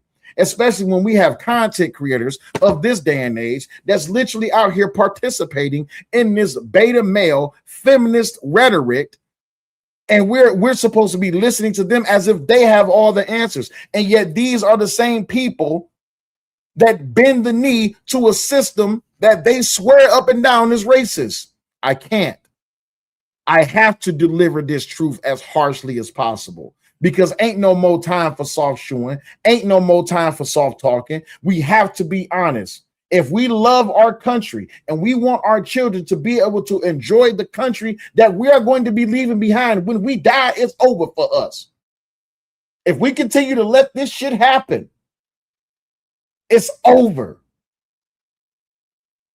A lot of people disagree with me when I say this, but I'm glad President Trump, I'm glad that Biden stole that election because America needed to see just how bad it can get. And it could have got worse if that dumb, broad, stupid-headed bitch Kamala Harris would have got into fucking the office of presidency. This country would be through. We would not only be at war, we would be destroyed. Period. America needed to see just how bad it can get. And it got bad. It got terrible. It got seriously fucking bad. To be a human being in this country that I fought for, that I know people who died for this country. And I'm not just talking about within the last 20 years. I'm talking about since this country has come into inception. We got a guest in the back, y'all. 1 second. New phone. Who this? What up, though? You got to come off mute, big one. Hi, how you doing? I'm a woman, actually. Oh, okay. How you doing, sister? How you doing? I'm doing good, thank you. How about yourself? I'm doing well. Thanks for coming up. How can I help you today? Well, I was in the chat and I actually was saying some stuff because you were making comments that I didn't necessarily agree with. And you were inviting people to the back, so I just came here. Sure. Well, what is it that you disagree with me about? What is it that I said that you disagree with? Well, you gave what would I would consider a speculative analysis concerning reparation and Okay. Black Americans, and also I voted for Trump, so I'm not a Democrat. I didn't come up here to defend that sort of position. I've never voted Democratic. But it's just the fact that I hear a lot of our people, I'm assuming you're Black American, who have these talking points that they come off disingenuous and they're not rooted in anything factual. Because before anybody would say that we would buy Jordans or spend all this money on things that don't matter, you can look at our history of self-sustained towns and communities. And so, like, we've had 90% of our acquired wealth after slavery stolen by our government. And so when you look at a community that our relationship with our government has literally been characterized by wealth extraction, us as the second single largest ethnic group in America, then to say that we would just squander money, it's not rooted in anything factual. So let me ask you a question. When you pay attention to the economic behavior of Black people in this country for the last, let's say just 40 years, right? What have we spent our money? What have we majority spent? Would you agree or disagree that we participate in a lot of wasteful spending? So I think that America participates in a lot of wasteful spending, but when you look at American Negroes specifically, which again, we are a single ethnic group, I don't get into race because those were Black and white were statuses that were appended to our particular ethnic group so that they can do what they've just done, and that's dispossess us. And so when you look at it and you talk about our spending, well, we don't own our production. We literally are, they set us up to be a perpetual consumer. We are literally a consumer. That's what they set us up to be. And when you look at it, how things are structured, where we had certain industries and then we were locked out of them, I would say that it's a forced codependency, and that's how U.S. corporation operates. It actually forced us into codependency because our self-sustained towns and communities, and also our self-actualization, just in general, is the greatest threat to U.S. corporation as non-immigrants. We are not immigrants, so we So don't we have don't.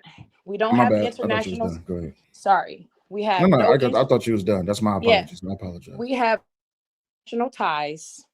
So we don't have a single country outside of the United States where anybody is supporting us. We have been an international tie because when immigrants arrive here, they don't have enough of their own people here to patronize their businesses. They rely on our consumerism. So I would say that at the very same time that they took 90% of our acquired wealth from us after slavery, and that's if you don't include 246 years of unpaid labor and the fact that our people were literally taken as prisoners of war on our own land, and we actually have land patents as well. If you don't include those things, and then you just look at it, I would say that what you have concerning how we spend is a forced codependent relationship where we don't own our own production and we don't own we've been locked out of industry. So let me ask you this question. You work, you make your own money, right? I do. Okay. Does anybody compel you, or are you obligated to spend money the way they want you to spend it? So because I don't own, so I will say when I'm talking about codependent, I No, rely I'm not. on. I'm not talking about codependency. What I'm No, I saying know. is, I'm saying I but rely on Walmart. I don't know any Black people that like produce toilet paper and everyday things that we use. but And but then Walmart isn't the only place that sells toilet paper. no, I know, but what I'm saying is that when I look at, because you're asking me as an individual, and I No, don't feel I originally asked as a whole, but then you yeah, so moved the I'm goalpost, saying I right? But feel then like you as a moved whole, right, we but then you have a moved the goalpost. codependent relationship with US corporation where they stole our wealth and made us rely on them for everyday resources. They stole our Right. farmland. They have us relying on them to buy food and things like that. So I would say it's a forced codependent relationship Yeah, but no with the one's no one's corporation. forcing no one's forcing you to do that because you can grow your own food. Of You can course, grow, but right? by and large, when you think about the fact that there are 1% of us that own land, I know, I've done my genealogy, so I know that my people are the non-admixed dark race that was in the Americas prior to transatlantic slave trade. And so we have land patents. If you consider that all of that was stolen and they literally made us depend on going to them for everyday things, then I will say that there's not much Ma'am, agency that you have there. Like, ma'am, yes, you can start a business, but that's not the solution for 40 million of us. ma'am, respectfully, and I appreciate everything that you're saying and all of the knowledge that you're dropping, but you're not answering a direct question. And I'm saying this respectfully because I need to go back to it, right? The reason I asked the question, are you being obligated to spend money the way they want you to spend? No one's compelling you. How you wait, hold on, wait, hold on. Let me finish. No one's compelling you to buy into a system that you don't agree with. No one's compelling you to exist within a system that you don't agree with. No one's compelling you to be in a place or have to go somewhere that you don't want to be. When you look at how it is that in America, no one is making you spend money, or even when it comes to this wasteful spending. This is why I say when it comes down to reparations, there's no point in giving it to black people, especially because black people have a bad economic health regimen when it comes to how it is that they spend their money. Until we learn the language of money and how we actually learn what economics is and how we can actually invest and back into our communities, into ourselves, we wouldn't even have to have a discussion about Walmart. But even more so, can we talk about that? Well, it's the reason I just restated that because you didn't answer in the beginning. So I can answer that. I'm going to say in many instances, and I don't view it as a valid question. I just want to start there. But in many instances, you don't view it as a valid question? I don't view it as a valid question because I'm looking at an economic disenfranchisement when it comes to the American Negro people. Yeah, that sounds like a victim. So what I'm self-made. Gotcha, but no one's making you do that.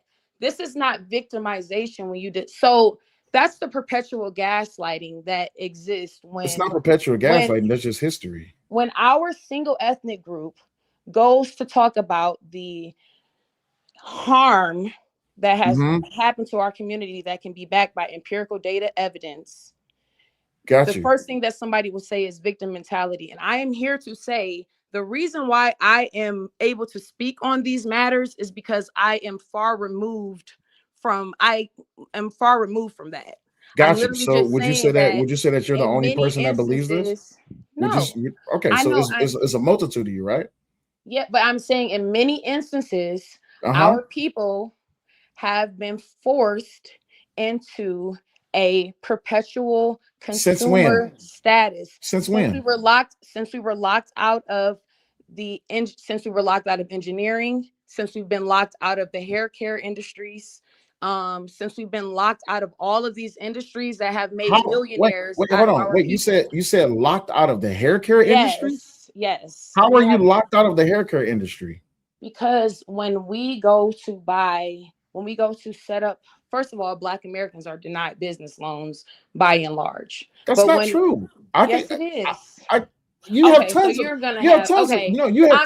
done with that. Because the thing about it is better scramble like an egg before you get folded like an omelet, nigga. Ooh, that brother's floating in the air. How could his hands do this? Oh, someone get him out the air. Man, it was super kick. No, ma'am, I'm done with you.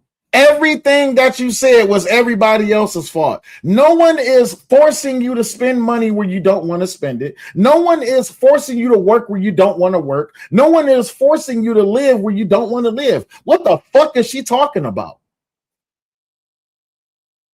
What the fuck is she talking? Oh, okay. Well, I don't have to do it because I don't argue with women anymore. Let me go ahead and introduce the lady of the house. I don't fight. I don't wrestle. I beat bitches up. I don't fight. I don't wrestle. I beat bitches up. Hey, baby. Hi. Did you just hear what that lady was up here saying? Yeah, I did. I tried not to argue with her. I didn't call her a bitch. Really good. I did really good. You did really good. Cool. So I'm trying to understand, baby. Are Black women locked out of the hair industry? No, they're not. But are Black women locked out of engineering? No, they're not. Oh, okay, cool. So what the hell? I don't even want to start there. Okay, where do you want to start at, baby? Oh my God, it was so many things. It was all the things. So, right, during COVID-19, the pandemic, toilet paper was an issue. You know what people found out during the pandemic? How to get toilet paper from Black people. Shout out to all the Black-owned businesses that were selling bamboo toilet paper. They're still up and running. you know, that's the thing. But she said that she was self-made. And this is the same issue that I have with the other gentleman on Stephen A. Smith. As a Black person, as a Black people that have been through all the things, y'all were able to become self-made. So are y'all the only Black people that can become self-made? Do you have a magic superpower? Can we all get the tea? Because if one of us can do it, why doesn't that mean that all of us can do it if we choose to? What's that song? You could do it, put your back into it. You could do it, put your back into it. Go ahead. So, you know, it's attainable. It's attainable for everyone. It just depends on how much effort that you want to push. And when we have people that sit here and they marginalize the absolute waste that has gone on in the African American community, I, for one, am highly offended. Let's talk about affirmative action and DEI. You got it. Go ahead. So with these two programs, there was additional windows after all of our ancestors had been hosed down, attacked by dogs, burnt, had crosses burnt in their yards, you know, all the white people that also fought side by side with African Americans during the civil rights movement that were burned, that were called nigger lovers, and all of this and all of that. We had college. Now, everybody wants to talk about education. Meanwhile, for several decades, you were at the forefront. You were leading the pack for funding and being chosen. And during that time, yes, I know the crack epidemic was a very real thing, but people chose to give in to the depravity of it all. And a very scant few, a soixante of us, actually invested into the education of it, which is why now we are starting to have more Black millionaires, more Black business owners, so on and so forth. So it clearly was a choice. The prison to school pipeline is a choice. It is predicated upon how the parents choose to raise their children. And as a woman that grew up in the ghetto, shout out to New York City, shout out to all my New Yorkers that have made it out of the hood, out of the jungle, okay, and are actually doing important things with their life and their future, that are raising strong families, that are tapped in. We, the people, the African American community, sit there and say, oh, well, there's this one and she's the mayor, and this one is the Supreme Justice, and this one was the president, and this. And it's not that those are now beacons of light. Like, yes, you can see yourself here. You can join Congress. You can join the Senate. You can be the best lawyers. You can be in politics. You can go to school. You can do whatever you want to do. That's what Whitney Houston told us to. Whitney Houston said, I believe the children are the future. But a lot of people believe their children was their future, their passport out the hood, without them having to do any of the work.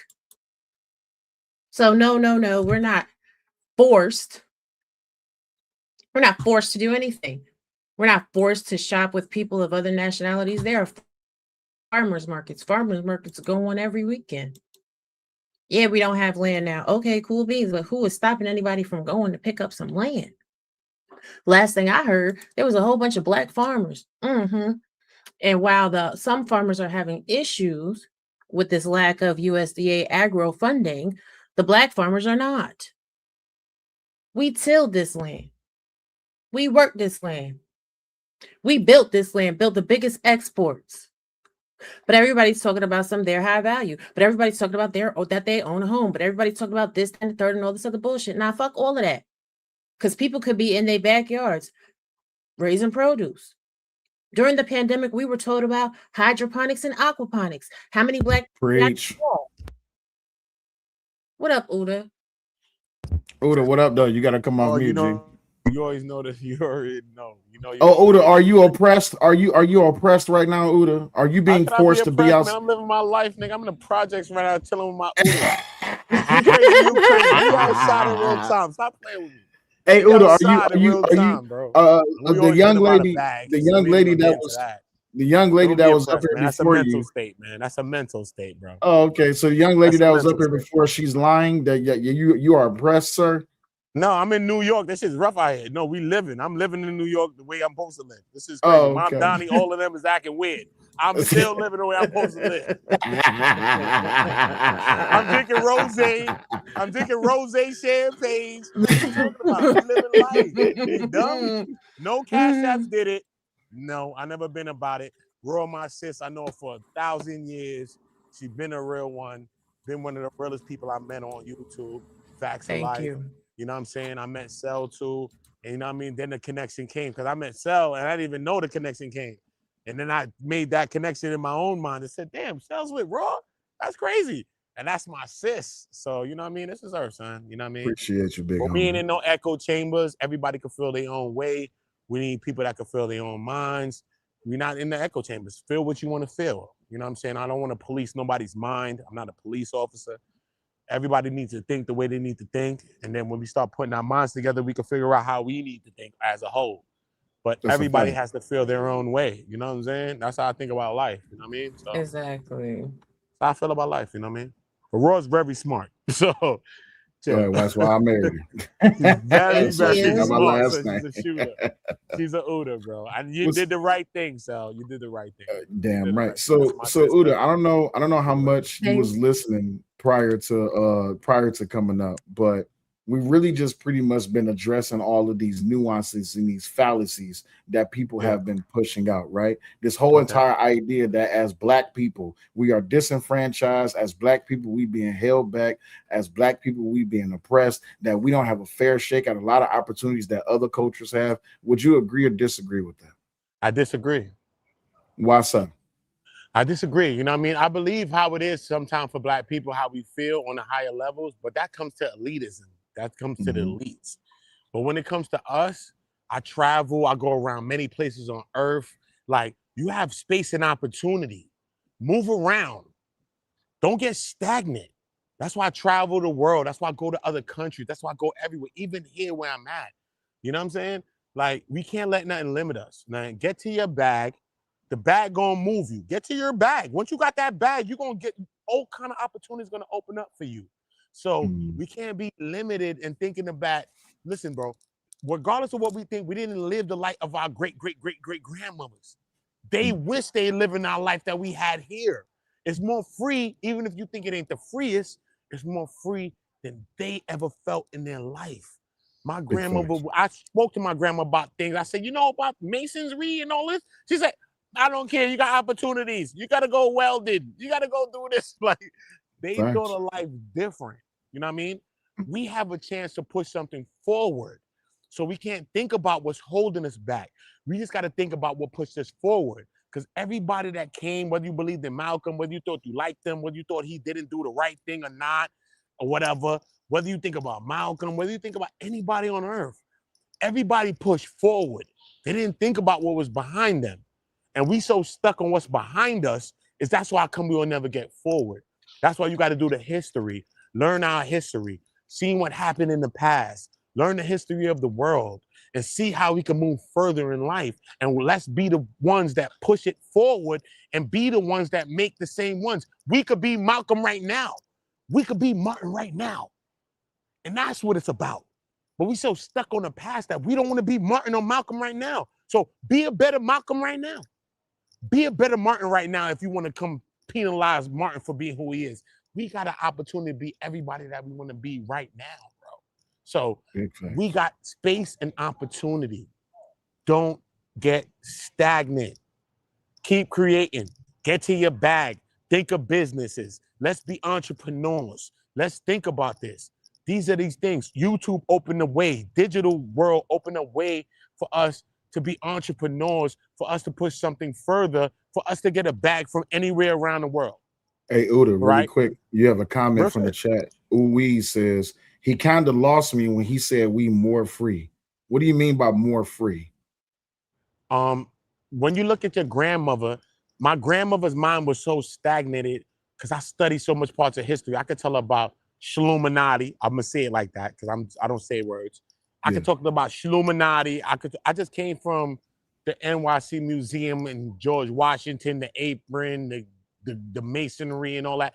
I'll talk to my grandmother about that. She said, I don't know about that, bro. You could do what you need to do. That's what my grandmother said. So my grandmother was in a time that she don't think about the things that we researching. She don't care about that. She's from an older place. She understands work. She understands work ethic. She understands something different. We may say, yo, you know what? We being held down. I was talking to my grandmother as a 15-year-old kid about that type of stuff. But she still didn't respect what I was telling her, even though that's facts, probably the truth of what I've searched. But she don't think like that. You see what I'm saying? So the people before us came from another place of limitations. We don't have the same limitations that they had. The world is opening up regardless. And you can leave America and go to another place and do that too. So there's no limitations, man. Only your mind is going to limit you. That's your own paradigm. Look up the word paradigm. That's your own paradigm. That's the way you view the world, right? If all of us is in this house and we look out this window and we all see the same thing, the car's there, the mailbox is there, and the people is walking in the same car parks there, everybody looks out that window and sees something different, even though we all see the same thing. That's called our perspective. So we can't be limited in our mindsets. We have to further our minds. We have to be the ones to push something further. Stop thinking about what's happening in the past. Study the past. Learn it, that when we learn the past, it's going to help us in the present, and that's going to help us in the future, right? Thanks. When you think about Janus, Janus was a deity, right? And Janus is depicted with two faces, one facing towards the past and one facing towards the future. But us as humans, we get stuck on the past, right? But we have to use the past as a stepping stone to step forward, Come right? on now. And the realest of minds learn that. Whether Malcolm, whether Mao Zedong, whether anybody, I could go to anywhere parts of the earth. I could go to Switzerland.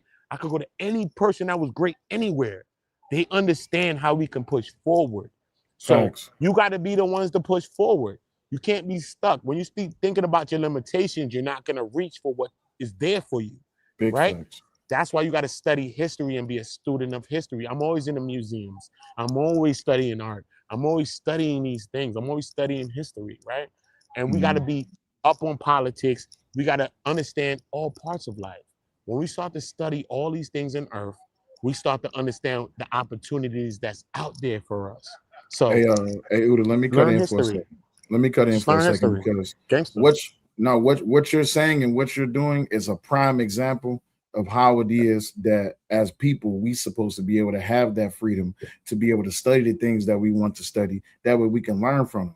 But now I'm about to do something dangerous. Watch this. Hey, baby, you there? Yes. As a Black woman, do you feel that you have less freedom than women who existed 40 years ago, 60 years ago, 80 years ago? Absolutely. Absolutely. I am sitting here washing clothes in the back of the yard and hanging them on the line so I can get $2 damn. Okay. Okay. No, I'm just playing. You gotta live your life though. I'm in Harlem too. I mean, yes, you know, I'm from Brooklyn. I'm in Harlem. I'm in hot spots. That's I'll put Uda's channel. I'll put Uda's channel in the chat. But no, the reason I asked you that, baby, is because I don't want people to just hear Uda be like, oh, well, he's talked about that freedom because he's a Black man. But baby, you're a Black woman. So you have freedom just like Uda has freedom, right? You can go where you want to go. You can pick up and go where you want to go. There's nothing holding you back as a Black woman, is it? No, there's not. Today. Hold on. No, Uda, I'm asking Raw. Get the sis. No.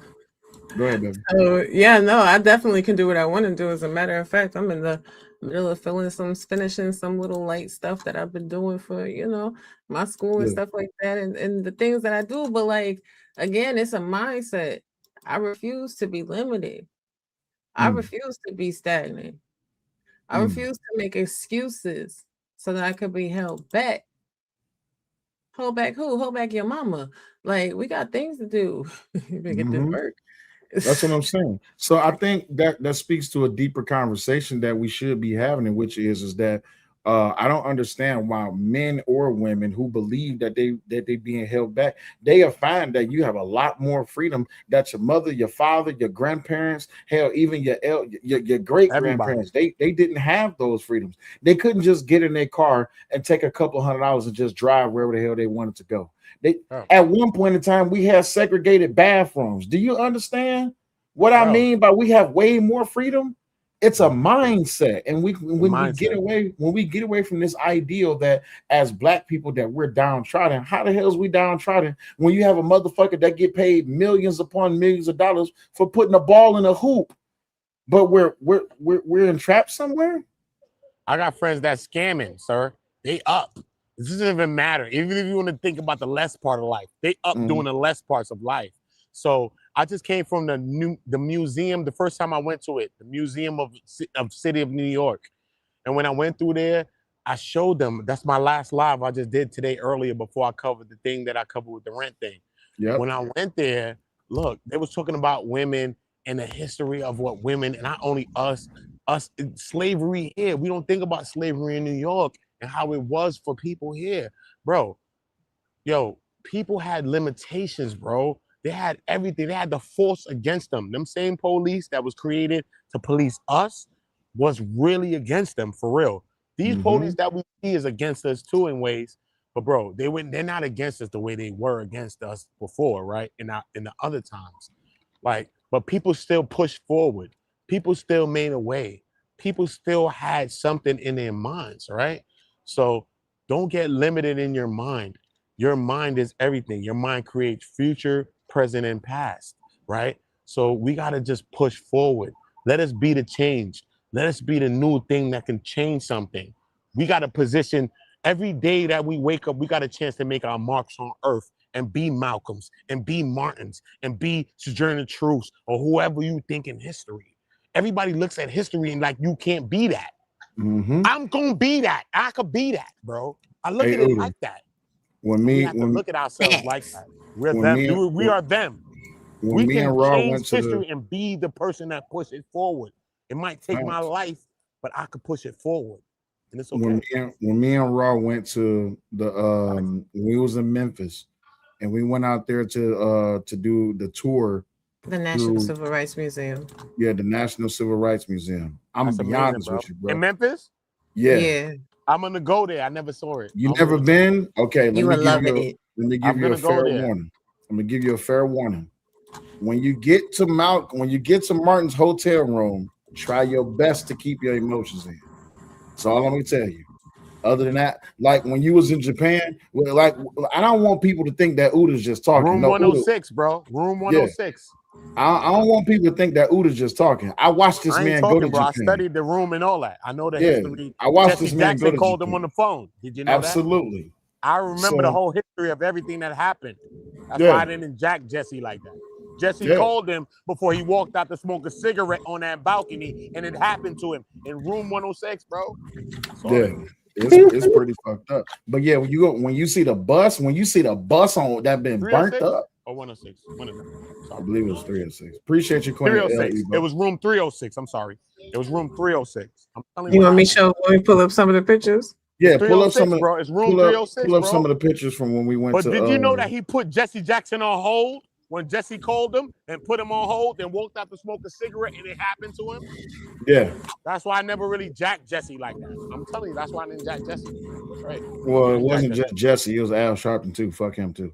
I don't jack none of them. I don't jack none of those people, bro. I don't jack them. I jack us.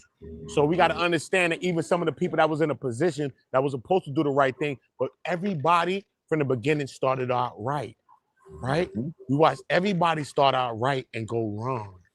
Even on YouTube, we seen people come out there act like they was talking knowledge.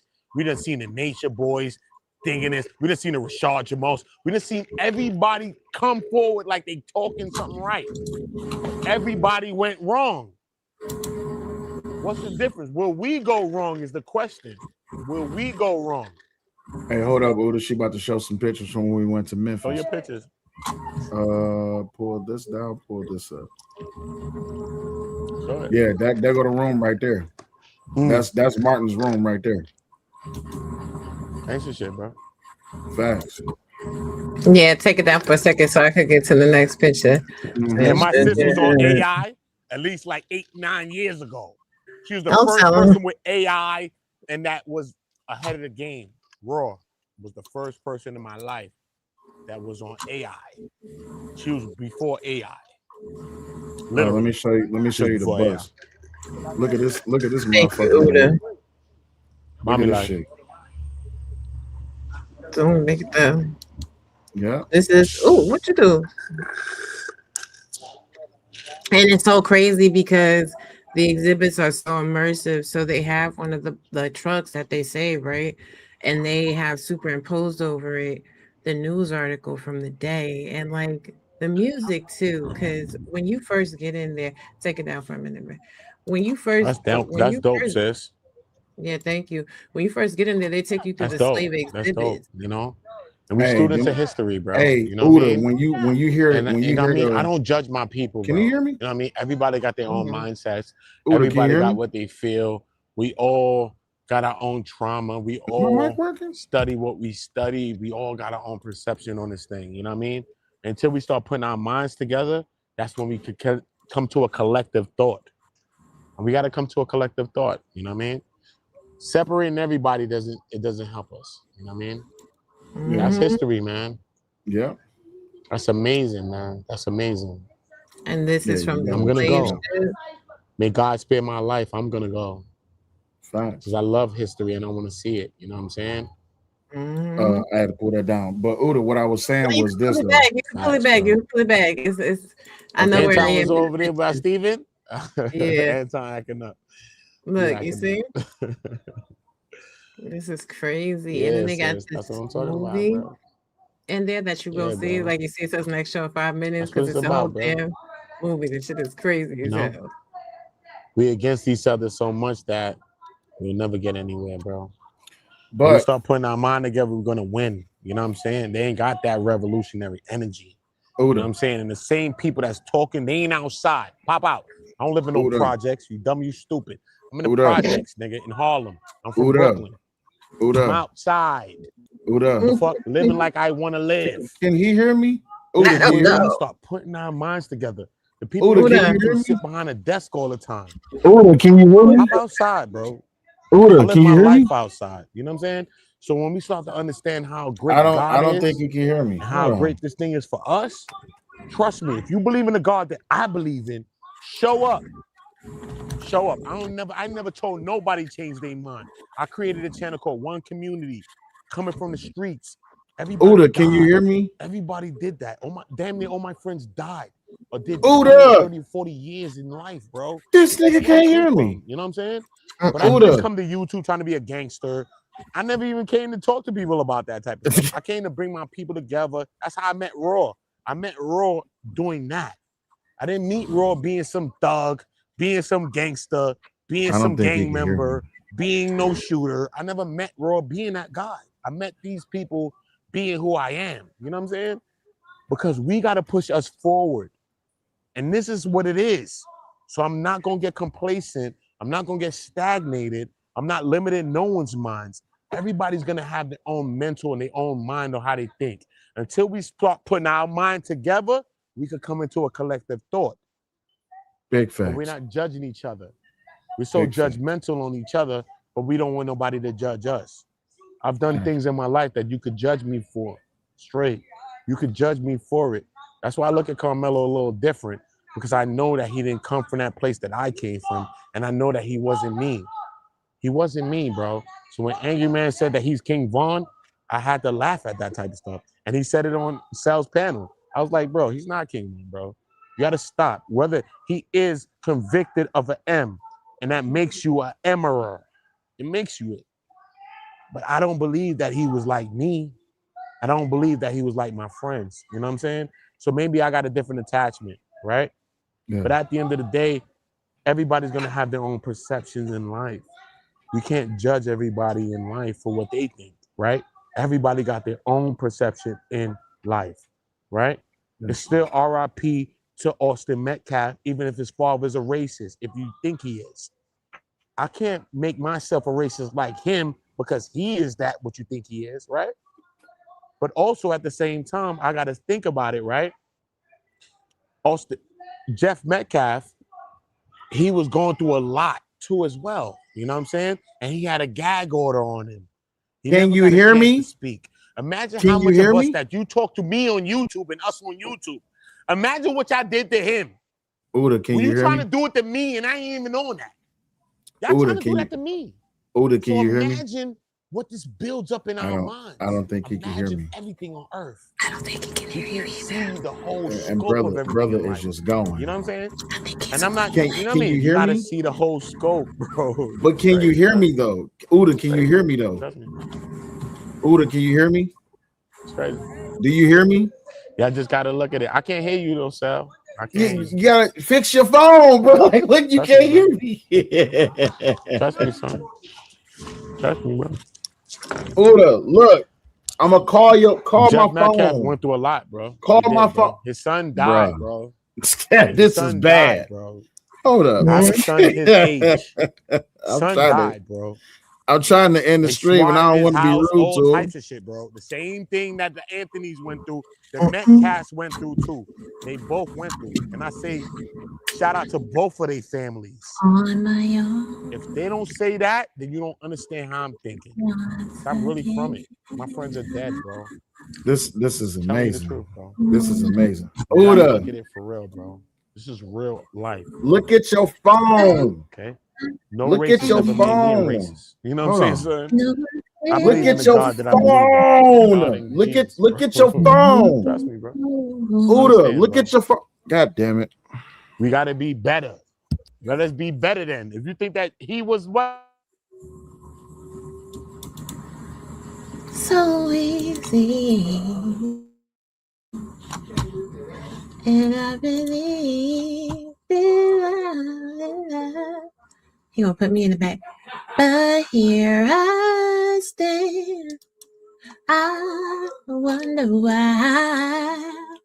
Ooh, I'm on my own. Why did it end this way? Listen, I am guessing that the show is over.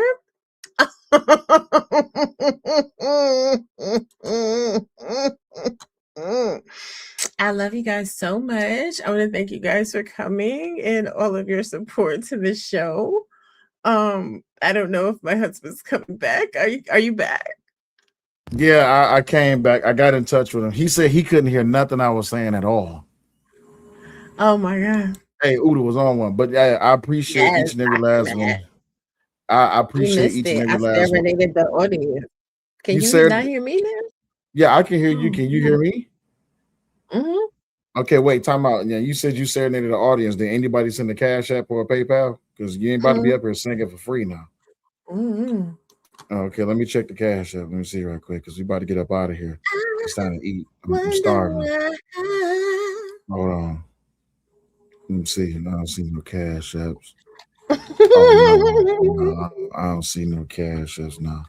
I appreciate you, Carl. Appreciate you, big homie. Thank you for supporting the show. Greatly appreciate it. All right, y'all. We out of here. We about to go eat some dinner and we about to watch some movies. Yeah, Uda was out. Hey, he was dropping that knowledge though. I ain't mad at him. He was dropping that birthday week. It's still his birthday week. Yeah, happy birthday to Uda the Shooter, my G. Hey, who that just did that? Who that just blessed? Hold up. Shout out to 3 Man. Oh man, no, not shout out to 3 Man. He gonna say some for you gay. Hey, yo, my mans. 3 Man. I'm just playing. Hey, yo, my mans. Hold up. Why the fuck you lying? Why you always lying? Oh my God. Stop fucking lying. Shout out to 3 Man for the support of the show, even though he called me gay. But anyway, I'm gonna get nightish on you, sir. Don't make me call nightish. You know, he'd get on your ass. Now I see. As soon as I said it, I just knew. I knew I had to take it back. Baby, you got it in the to all our company. MICKEYMOUSE.